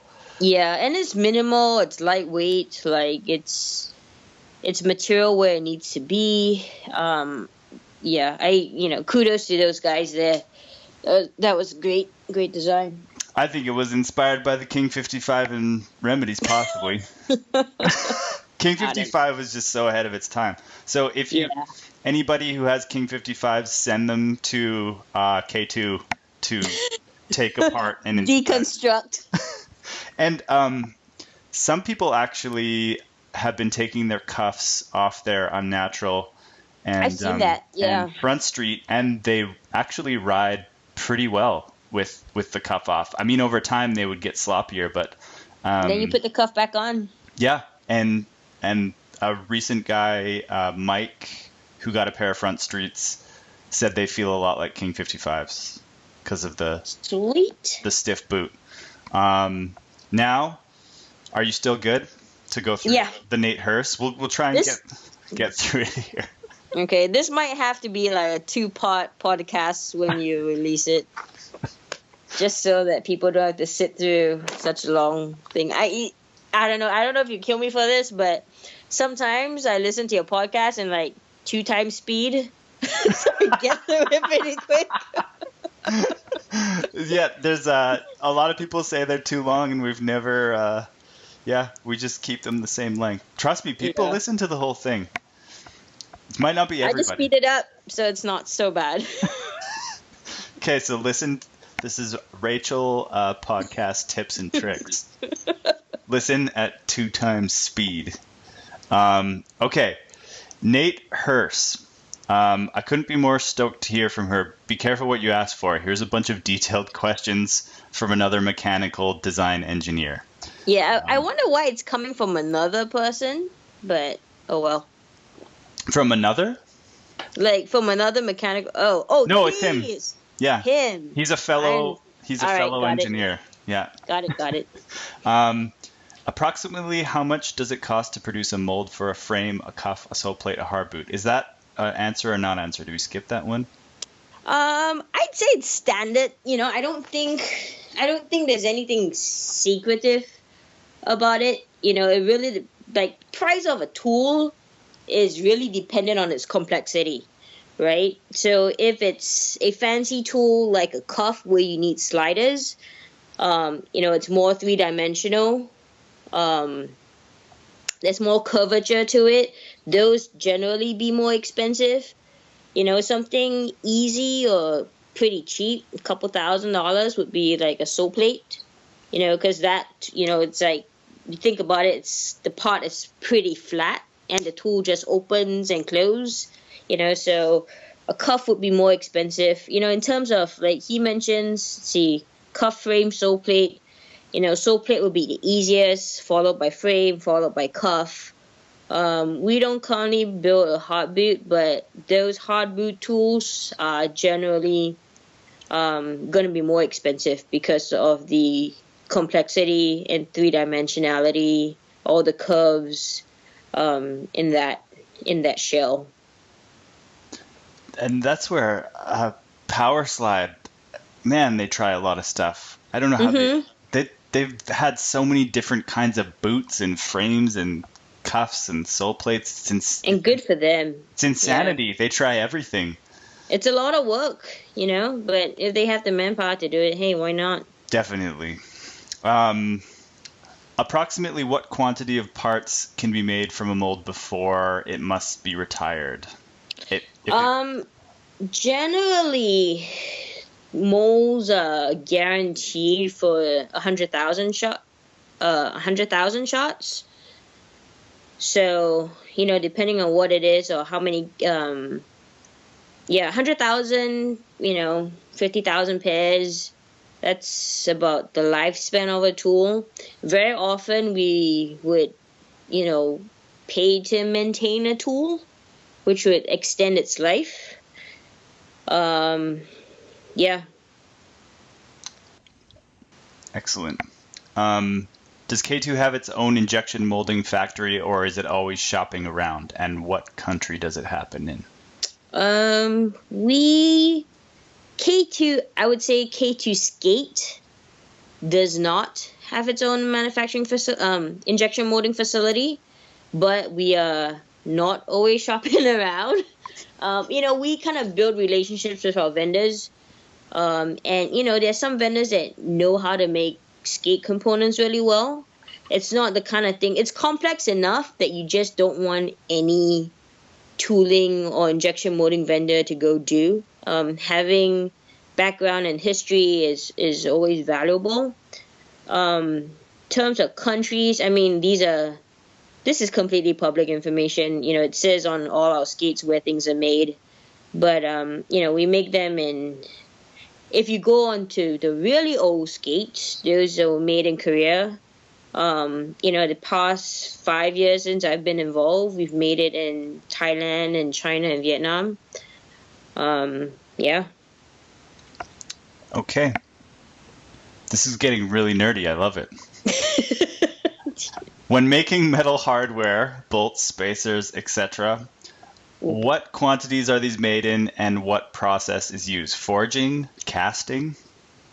So, press forging we do casting, we do CNC, which is machining, specifically for like the racing one-sided bolts. Those are made individually. Quantities, I don't know, it just depends how many you guys buy, right? So all those processes we make hardware with. That the 8mm hardware, how did you go about making those or coming up with the idea for those, like the locking mechanism or? Oh, just the little nubs? Yeah. There's nothing to it. It's just... No, but it's a cool idea, and because at first when you see them on the skates, it looks like you're gonna have to use 2 Allen keys, but I just love that you kept it 1 Allen key only. It's just such a simple thing that goes such a long way, and it's almost it's a little bit flatter on the one side where you grind on. So good work. Thanks. That's a big one for lots of people. I know, and I not being an aggressive skater, I am hard pressed to understand it, but I hear it a lot, and I trust that you guys have the best intentions. So there you go. And when you get aftermarket frames, you get both sets apparently, which is amazing. On the aggressives, yes, and you get not on the R100 frames. Those only come with 6mm spacers and axles, but on the aggressive, 8 and 6 spacers and axles. That's amazing. And if you want to, if you're are worried about it on the R100, you could still get a set. You could, you could switch it out. You just lose the rockerability. Yeah. And that's why I like the 6. Me too. Yeah, I don't know. I mean, I can make it 10, and I can make it snapped. Snap for you as well. Like it really just depends on the quality and the treating of the steel. Yeah. If it's done poorly, then it's gonna break. So, yeah, I don't know. People have choices now, so have at it. Yeah, and last one on that is I think a lot of people were skating anti-rocker, possibly, or freestyle with 6mm, and that's why things are breaking. So it's another thing to think about. Does K2 make its own wheels? If not, nope. Who makes them for K2? That's confidential information. Dun, dun, dun. Yeah. Okay. Next question. It seems like ABEC ratings for bearings are mostly bullshit. Sure, they define bearing tolerances, but they don't seem to be used in any other industry outside of skating in the same way, and they are inconsistent between manufacturers of skate bearings. Is there a better, more standardized rating system we could be using? Well, So this ABAC, this IOQ, I know Rollerblade uses SG. ABAC is an international standard.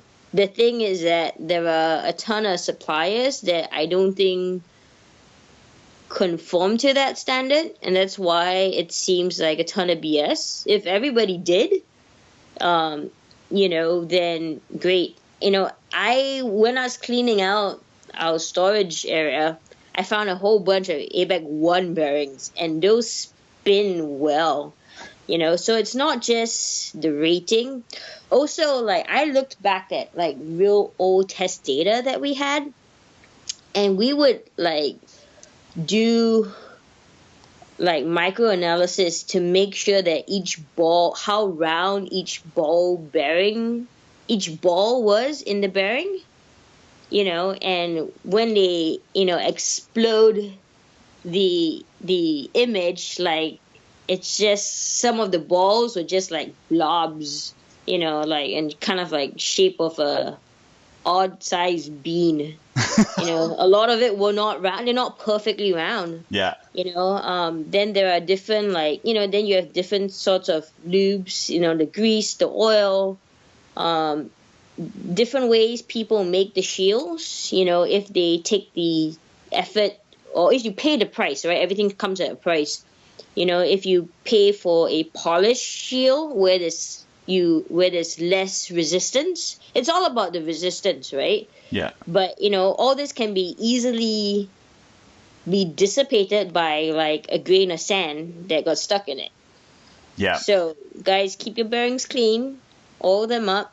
Yeah. Just I don't know if we can try to use a standard rating. ABAC is the standard. ILQ was developed by Twin Chem. And I didn't learn this till much later, but like it stands for Inline Qualified. And Twin Chem basically actually took one ball out so that there'll be less friction in that bearing.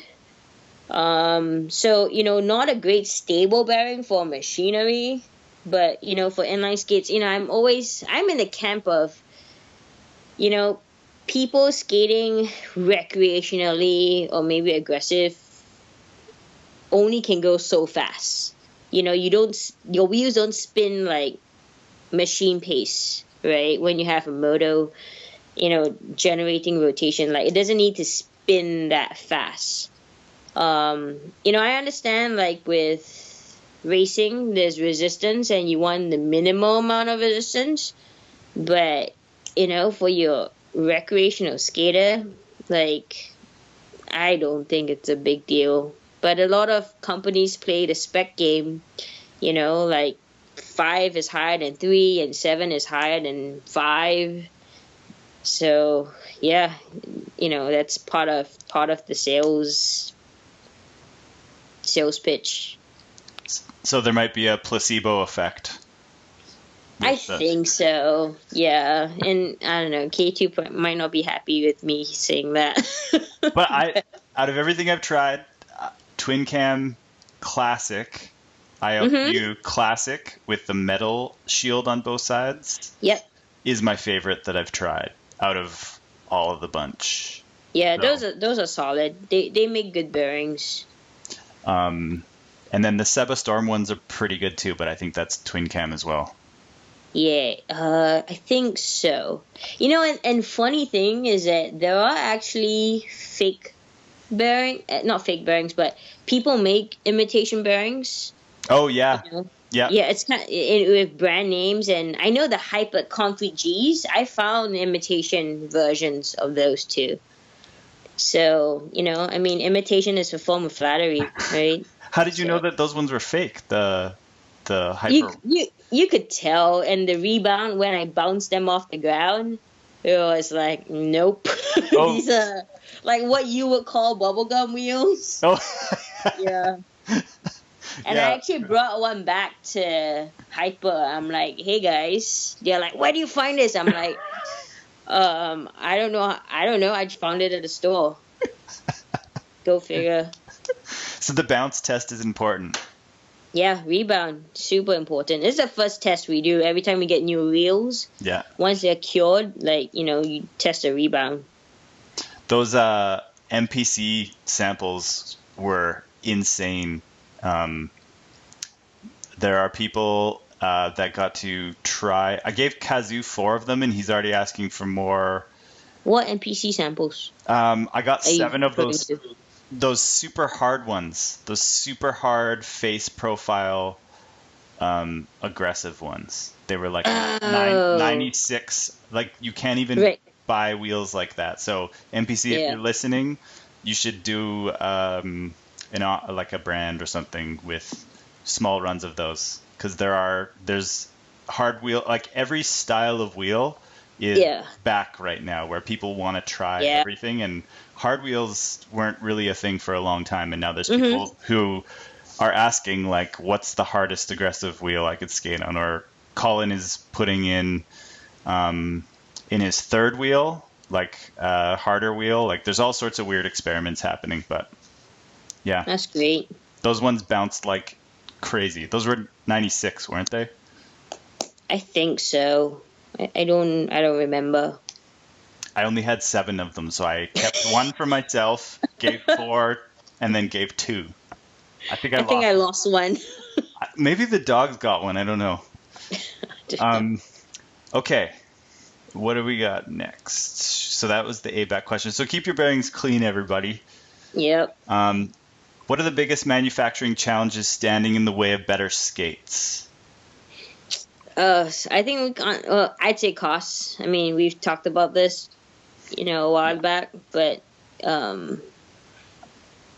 again, there's all the technology out there, that's available, but being able to afford it, or being able to make a boot that is affordable, I don't know. I don't have a good answer for this. I've been more open to that than ever, the cost thing, because Seba was insane. Like coming out of the gates with their first aggressive skate was so expensive. It was just such a bold move that they still need, in my mind, like a lower end, almost like their version of a V13 or an M12, because it's more important now that I'm older to have that option of somebody who's just maybe trying to get back into the sport. Yep. Maybe they're not sure if they're going to like it or not. They just want to get something simple that works pretty good. Yeah, and you don't necessarily want to drop like, $400 on it and not know if you're going to be committed. Oh, that's even harder without a skate shop. It's such a gamble on how the skate's going to feel.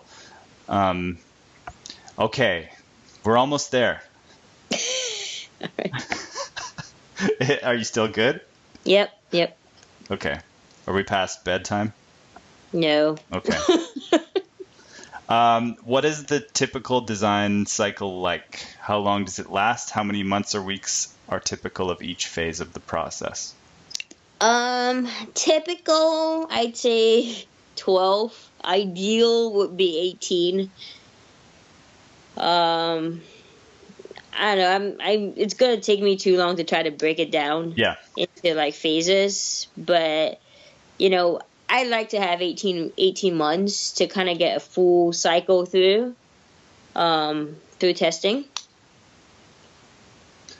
That's pretty good. That would be amazing if it was always 18 months for every skate. Yeah, sometimes you do it shorter. I think with the 2017 versions, those were much shorter because those are just tweaks. Yeah. But when you're doing brand new, 18 months is a good benchmark to hit. And how many iterations of prototypes are done? Do you make cheaper soft mold tooling first? Iterations depends how much you screw up.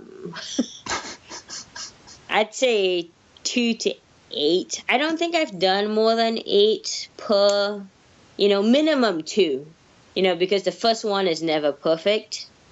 And then you do a second. Soft mold tooling, like test tooling, not often. I've done that for a few things, like, the big block frame, that's one of those, so if we did throw that into production, I might not, they might not be able to get like 100,000 shots out of it, but maybe fewer, but not too often. I mean, when we go into tooling, we are pretty confident, on like how we have the design done. So yeah, iterate, like boot, like for injection molded parts, not many at all. Like now with 3D printing, we make use of that technology a lot. So by the time we get to tooling itself, we are pretty much one and done. And is there much finite element analysis done? This is getting super nerdy for me, but So FEA, finite element analysis, yes, we do that. We have a group of brilliant test engineers at K2. FEA is done like it, but it is it's where we think certain things are gonna break and try to induce forces. It's it's just it's all CAD, right? It's all a computer model. Sometimes it's the forces that we apply in the CAD is not as accurate as how we see it in the field. But generally, yeah, we do. Every time we have something brand new, we would run a FEA model through it. And then I think his follow-on question was whether we verify with Instron or load cell style testing. And, I'm proud to say that, like, every skate design, like, for every production batch, we do component testing and assembly testing. Sorry, not assembly. Component testing and assembled, like, we test an assembled skate, as a whole on every single design, every single component type. There's a DIN standard that we have to meet for like customs purposes to make sure that it meets, a certain requirement if you have your toe of the skate hit, at a certain energy level that it's not supposed to break, it's supposed to be still skatable. Like we we pass all of those standards and we make it an effort to do testing on production batches for those tests, because I mean, being confident, essentially these are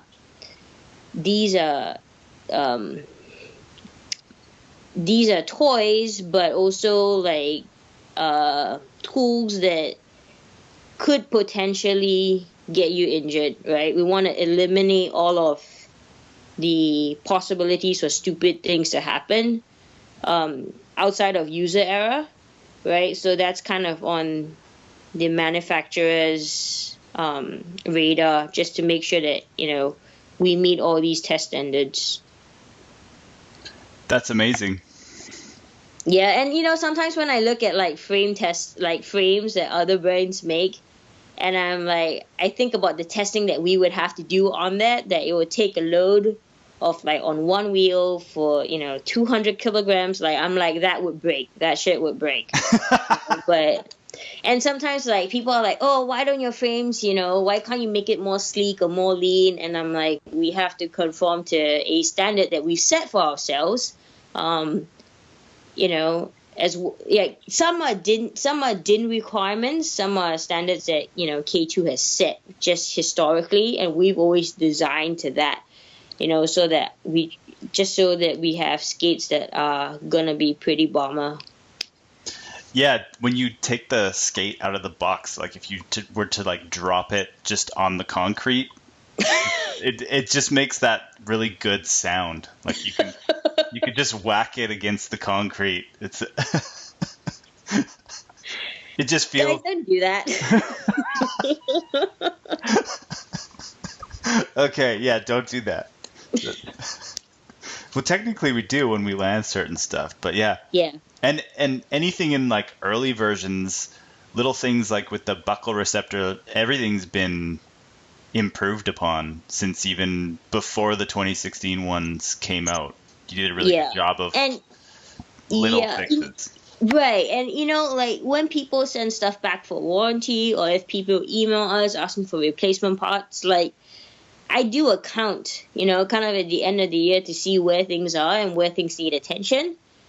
So like feedback's always very valuable, not just to us, but any brand, right? Feedback's always valuable to the manufacturer. Yeah, so that kind of leads into how much user testing is done. So it's user testing and testing that you guys do, and then pooling all of that information kind of works all together. Yeah.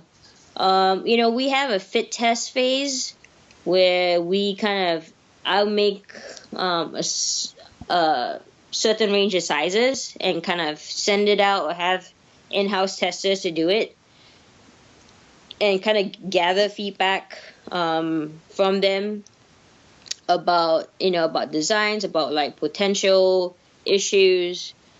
How much, I guess it's kind of hard to quantify. I'd say a new model, we definitely put more hours in, getting more mileage. On a repeat or like slightly improved, I would say like, 27 aggressive, I didn't get that much user testing as I did on the 2016, right? Oh, yeah. So, yeah. Well, it snowed here for me. Once again. So much less skating. Yeah. What was going to be next? So, how many man hours or woman hours of engineering time are budgeted for a new skate design?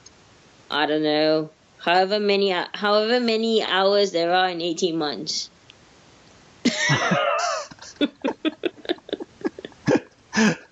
There you go.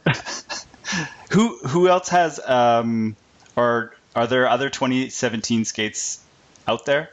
Like or they're out?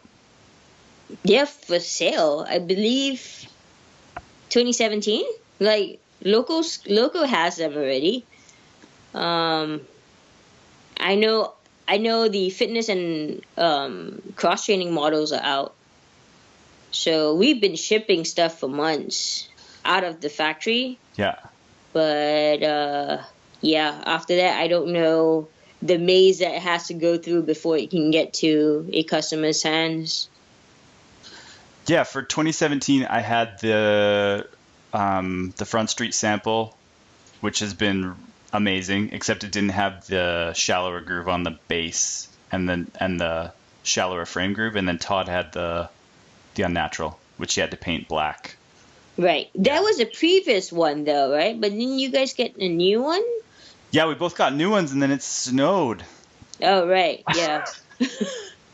They feel amazing, and they look amazing. All I can do is just like set up skates and look at them, and then like, and my wife sees me like roll past the kitchen, and then roll past again, and then I might go into the garage for a little bit, and then that's about it. Yeah. So. Yeah. Well, someone can make something for skating in the snow. Wheels. No, just direct wheels. No. Just go skiing. Yeah, that too. If you have a mountain near you, go ski. Yeah, that's true. Or snowboard. Okay. How is material selection accomplished? Do you work with material scientists? I didn't even know that was a thing. Yeah, it is, but no, we are them. We do what we can. I mean, I learn a lot from, we meet up with a ton of material vendors, like DuPont and Akima and Teflon and 3M. We meet up with them to learn about their materials and test them out. So, like, they would send us bags of resin or injection molding, like, pellets so that we can test out. And usually, like, so this is where, like, load cell or instron testing comes in very handy, because I don't want to have to make a frame and then put it on a skate and have someone go try it. You inject the frame and you go test it in the lab, see how it does, and make a call on if it's worth getting, spending more human hours on it. So no, we don't have material scientists per se. We have not a ton, but we have a handful of people that are good in different materials at K2. So, we tap all of that knowledge from people. But yeah, material selection basically comes off like learning, exploring, going to trade shows, research. We've worked with a couple material scientists. I'd say usually when there are problems, like, if, like, we had one long time ago, I remember, I think, like, in inspection, like pre-inspection, before like parts actually got onto skates, we found out that we had axles that weren't as strong as they're supposed to be, because we do an incoming inspection at the factory, and just to make sure that we keep its quality. And if something fails, then we flag it, we quarantine it. We sometimes if the failure is interesting, then I'll take samples and then bring it to like a test lab and try to do like microanalysis on it to figure out what was wrong and how we can make sure it never happens. So the good thing is that we make sure that these off quality things don't get onto our product. But we don't, in terms of like looking for new materials, we don't do a ton of those. We do have like brands, coming to us, they know like, hey, we know you guys are in the snow industry or the ice skate industry. We think this material will be like cool for you to try. So, there's some of that. Holy crap, I'm learning a lot. Great. This is like skate school, skate engineer school. I'll just ask the number 7 question just about patents in general. Is there patent trolling in the inline industry, and who holds the patents? Is it a problem? That kind of anything about patents and inline skating. Yeah, I think, I don't know. I've not really encountered patent trolling in inline skating. So, there are, like I said just now, I think we talked a little bit about patents, but we try to design around a patent if we see something that's good out there. Again, if people want to use the H-Block patent, hey, like, contact K2 and see if they're cool with it. But, we want to respect what an inventor has done, so we would just design around. I mean, I've seen complete rip-off designs, especially from my snowshoe days, like even today, just complete rip-offs, and I'm like, all right, that's cool, like, it is what it is. I'm flattered by it, right? I'm glad that they thought it was good enough for them to rip off. And it's just funny because, like, I think in snowshoes there was a design that I did for a crampon, and all I did really was like copy a shape of the spoon that I was eating lunch with. And like someone just copied that. I'm like, great, it works. So yeah. Do you have a name for the spoon design? I think on snowshoes that was like I think it was an anaconda crampon, I want to say. Right, we were all into the snake names with snowshoes at time. Yeah, you might be able to find, like, it's still on product right now, but I'm not sure on what model. What brand? Tub snowshoes. Oh, okay. Everybody look out for that spoon. How much focus is placed on aesthetics compared to functionality when designing skates? Function first. I mean, it's all about that, right? You have to make it work and then make it look pretty. Yeah, that's always the priority. If we can combine the two, awesome. But it's always function over aesthetics. Excellent. I think you've already answered this, but if you have anything extra to add, what are the biggest hurdles keeping skate designers from making better products? Yeah. People, money, sales. People buy more stuff. Please. Yeah, it's pretty insane to think about like what could happen to skate design if inline skating just took off and everybody started buying rec skates again. Yeah, well, it's not even that, but you think about how people swap out their skis, you know? Like, if you go skiing, say, every other weekend, you know, you probably buy a new pair of skis every few years, you know? But when, you know, at K2, I would see warranty of skates from 2000. And I'm like, dear God, okay. You know, it's like about time for you to buy a new pair. The shop outside of Shop Task, or the sign outside of Shop Task in Vancouver right now just says, "Yeah, but have you tried good skates?" Exactly. You know, and people, I mean, I admit, like, you know, K2 makes low cost skates to fulfill a need in the recreational market. And, you know, a pair of skates, like, would go for a couple tanks of gas. And I'm like, this is ridiculous. Yeah. You know, like, there has to be, you know, so we try our, like, and, you know, people want it even cheaper. And I'm like, no, I can't make it. I can, but I won't want to skate in it. And I don't want to make something that I would not use myself. Oh, some of the skates that I've seen on the seawall in Vancouver they're like bad old skates with rusty bearings, and even just sometimes like maybe people getting a new buckle or some wax laces and some better bearings and better wheels, like their experience of skating would improve so much. Sometimes it's just like that education on taking an old pair of skates in and getting someone to look at them and be like, I can make these work a little bit better for you. Yeah, just a tune-up, right? Just like how they do on bikes. Yeah. You know, you get a bike tune-up. Like, you should be able to get a skate tune-up. Definitely. And that, I think there's a question near the end here about shops. Maybe we'll get into that. Okay.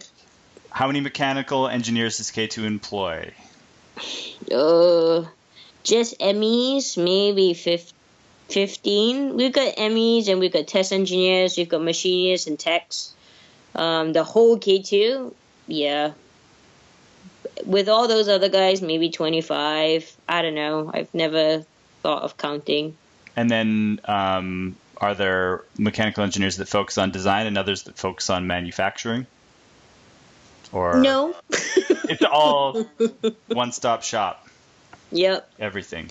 The good thing is that there's cohesiveness, right? There's no like communication issues and so on, because it's between my right hand and left hand, my right ear and left ear. You know, but it's a ton of work and it limits how much we can do. Like I said, like, you know, we have colleagues in each of our factories and in Korea that help out with manufacturing. But not those guys don't just do skates; they do other product as well. And then you kind of answered the one about other engineering staffs in other departments for snowboard bindings and ski boots. It's the same kind of between different departments, or is that... Okay. I'd say so. Maybe skate has one, and then ski boots have 2 or 3. Yeah, pretty much.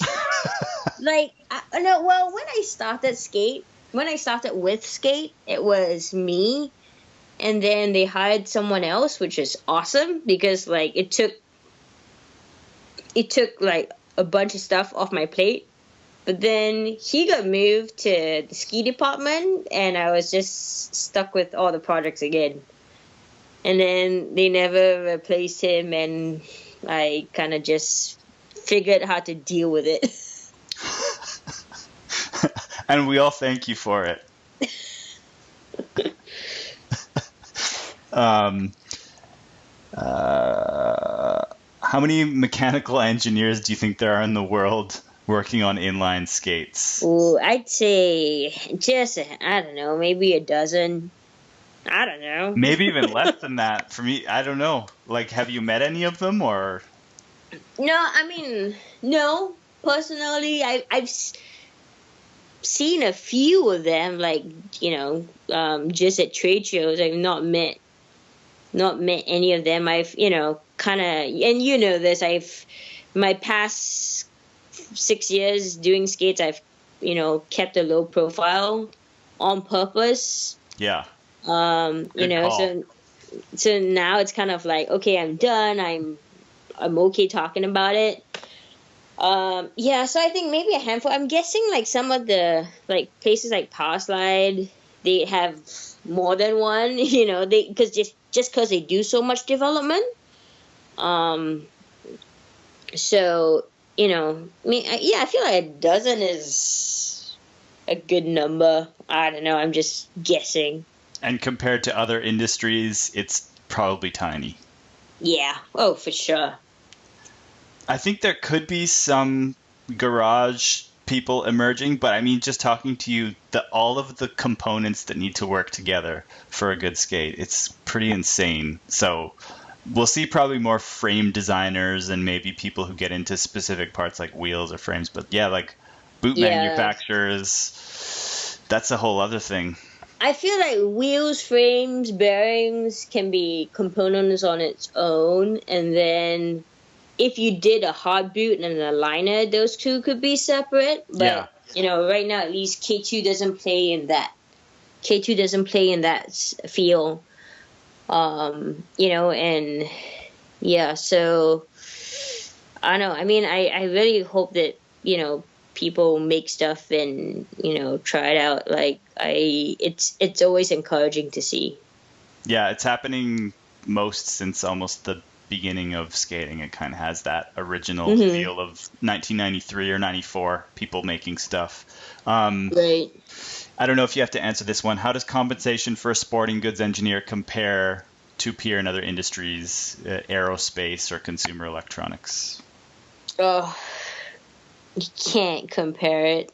How do you put a dollar value on passion and love for the industry? I don't know. No, you. It's a sexy industry, right? Sporting goods. Yeah, it is. And it's not gonna be like what you get in aerospace or in tech, software or hardware or electronics. I don't, even in like soft goods and clothing, like, yeah, it's a passion. It's a passion industry. And what advice would you give an engineer interested in working on sporting goods like inline skates? I'd say just try to contact these brands, that you're interested to work with. If, not through engineering, like start out with marketing, be an ambassador. I think a lot of brands do that, just to try to get, their products out. That's a good start. I mean, I've seen, K2 started the ambassador program a couple years ago, and with some of them, I'm like, man, I wish they worked at K2. Just like the passion is there, the interest is there. Just be in touch with the brands that you're interested with, on the industries that you're interested in. Yeah, that's how I got in touch with you, because I pestered Mike Powell all the time.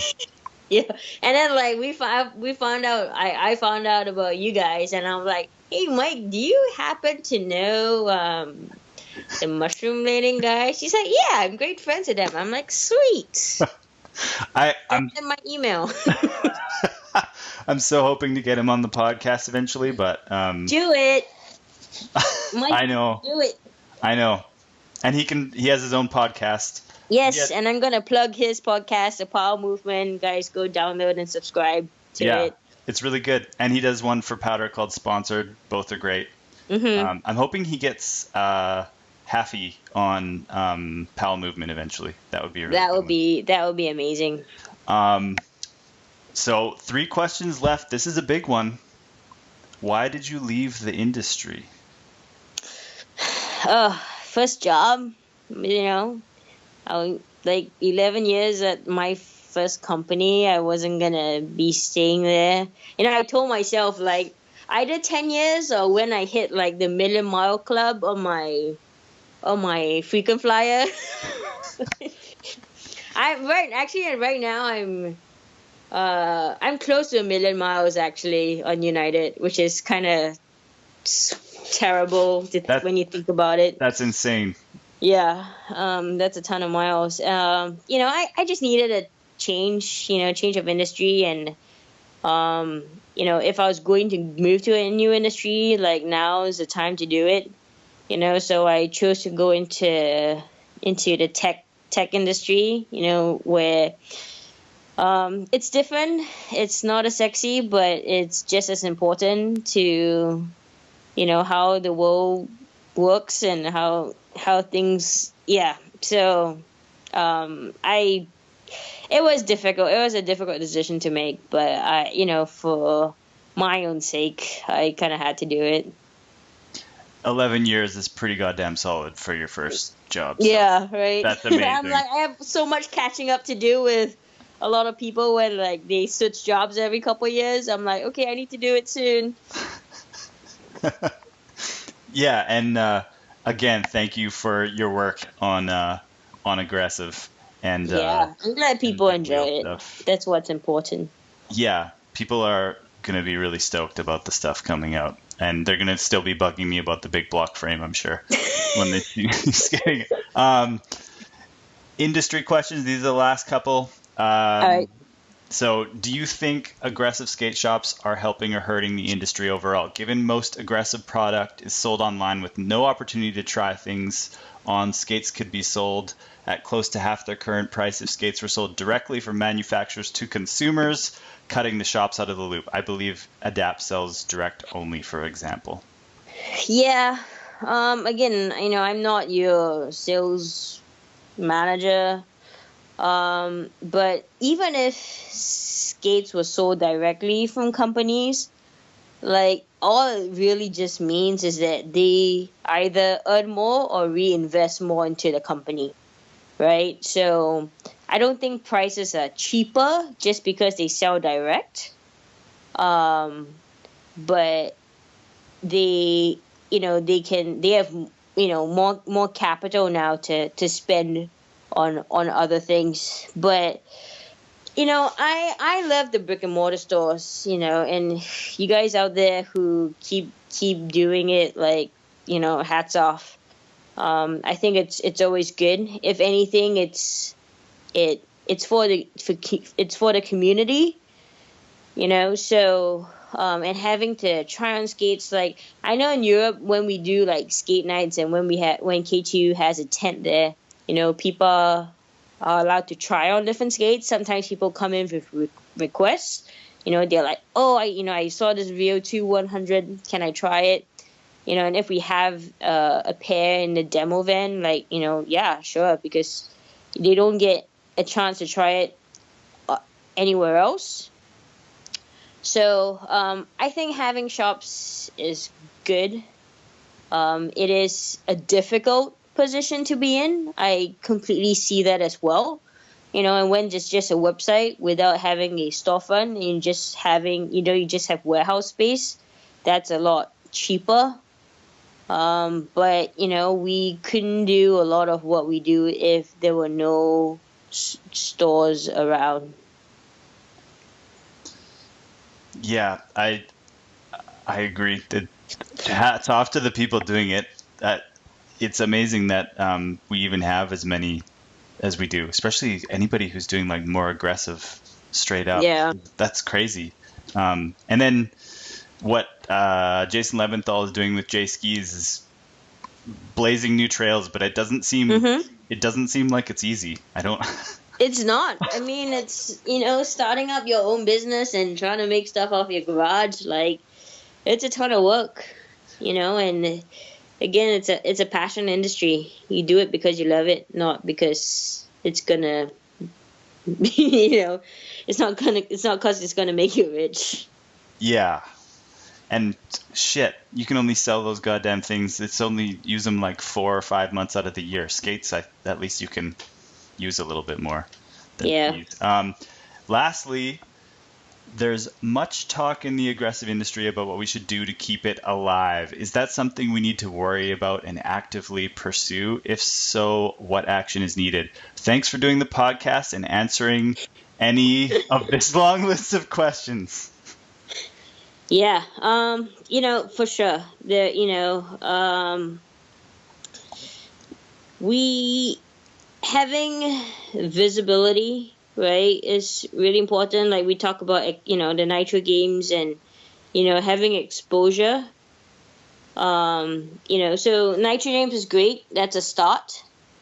I hope somehow, and, actually it's kind of cool. You've been seeing more skating in ads. Like, I believe there was a Ford, at least here in the US, there was a Ford advertisement where they were inline skaters. I think they call it rollerblading too, which I was pissed about. I almost threw my phone at the TV. But then I didn't want to break my phone nor my TV. But, yeah, just visibility, whether it's like advertisement, whether it's competition. Not so much that trashy bike movie from 2 years ago? From I forget what that was. It actually a movie? I don't know. I saw the trailer went around the Whistler bike thing. Oh yeah. Yeah. The sickest edit ever? No. Yeah. Yeah. Not so much so that, but, we still have, the stigma to, totally overcome.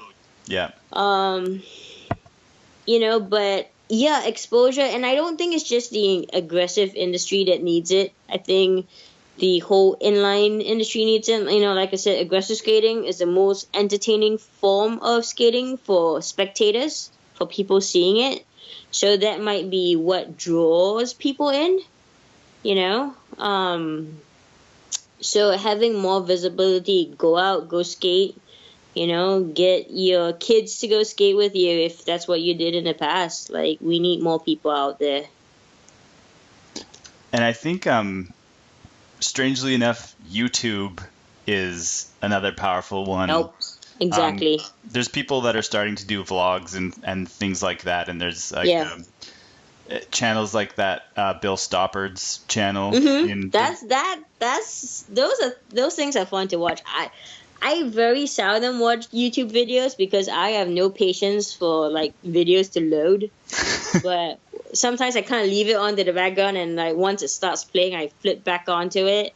And those are pretty entertaining, and I hope he gets to try a pair of our skates.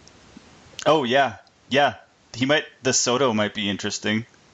I think that would be the right model for him to try. Yeah, and there's a lot of people who follow him in his channel that either get into skating or get back into skating, and that's their first entry point. And it's such a unique style of skating, and it is. It's not really categorized at all. I guess it's free skating, but it's free skating, but with a hint of risk. I don't know how to put it nicely. It's scary what he does. Sometimes I'm like, yeah, people don't try this, or try this at your own risk. Safety first. Yeah, the traffic stuff and city skating, I guess, dangerous city skating. Yeah. Which is a whole thing that that style of Greg Mirzoyan also is really good at that style of skating. Yeah, but you can't just, if you're new to it and not good, like, it's scary. Like, the first time I skated on the streets of London, and, like, they would have, like, I think Friday night skates, but during the winter months, they call it a suicide skate. So it's like a very small group that goes out and, like, weaving through in and out traffic and, hearing screeching brakes. I think that's what scares me the most. It's like hearing brakes screeching like that. I'm like, okay, I feel like I'm maneuvering okay.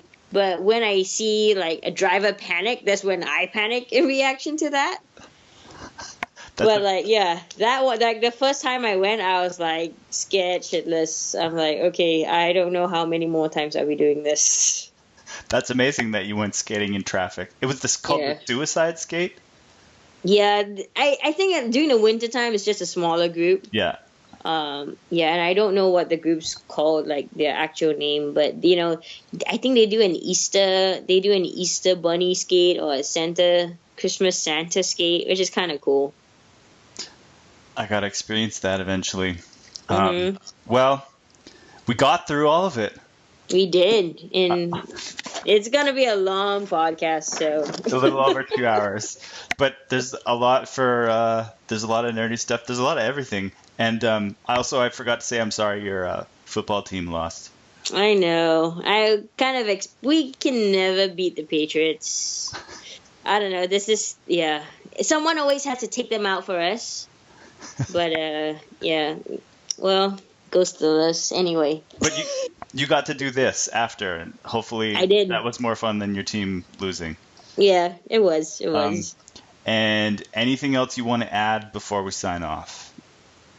Well, thanks for the opportunity. I'm kind of excited that now I'm no longer in the industry, like, being able to talk freely and open about it. And I hope people try these skates out, otherwise go out, go skate, have fun. Excellent last words from Rachel. And we won't promote your social media handles. They'll find it if they wanted to, if they cared enough. Yeah. And they can leave comments in this for the podcast. So, yeah, you can answer in there if they're not too annoying. Okay, thank you, Rachel, for doing this. Thank you. Have an excellent night. You too. Later. Bye.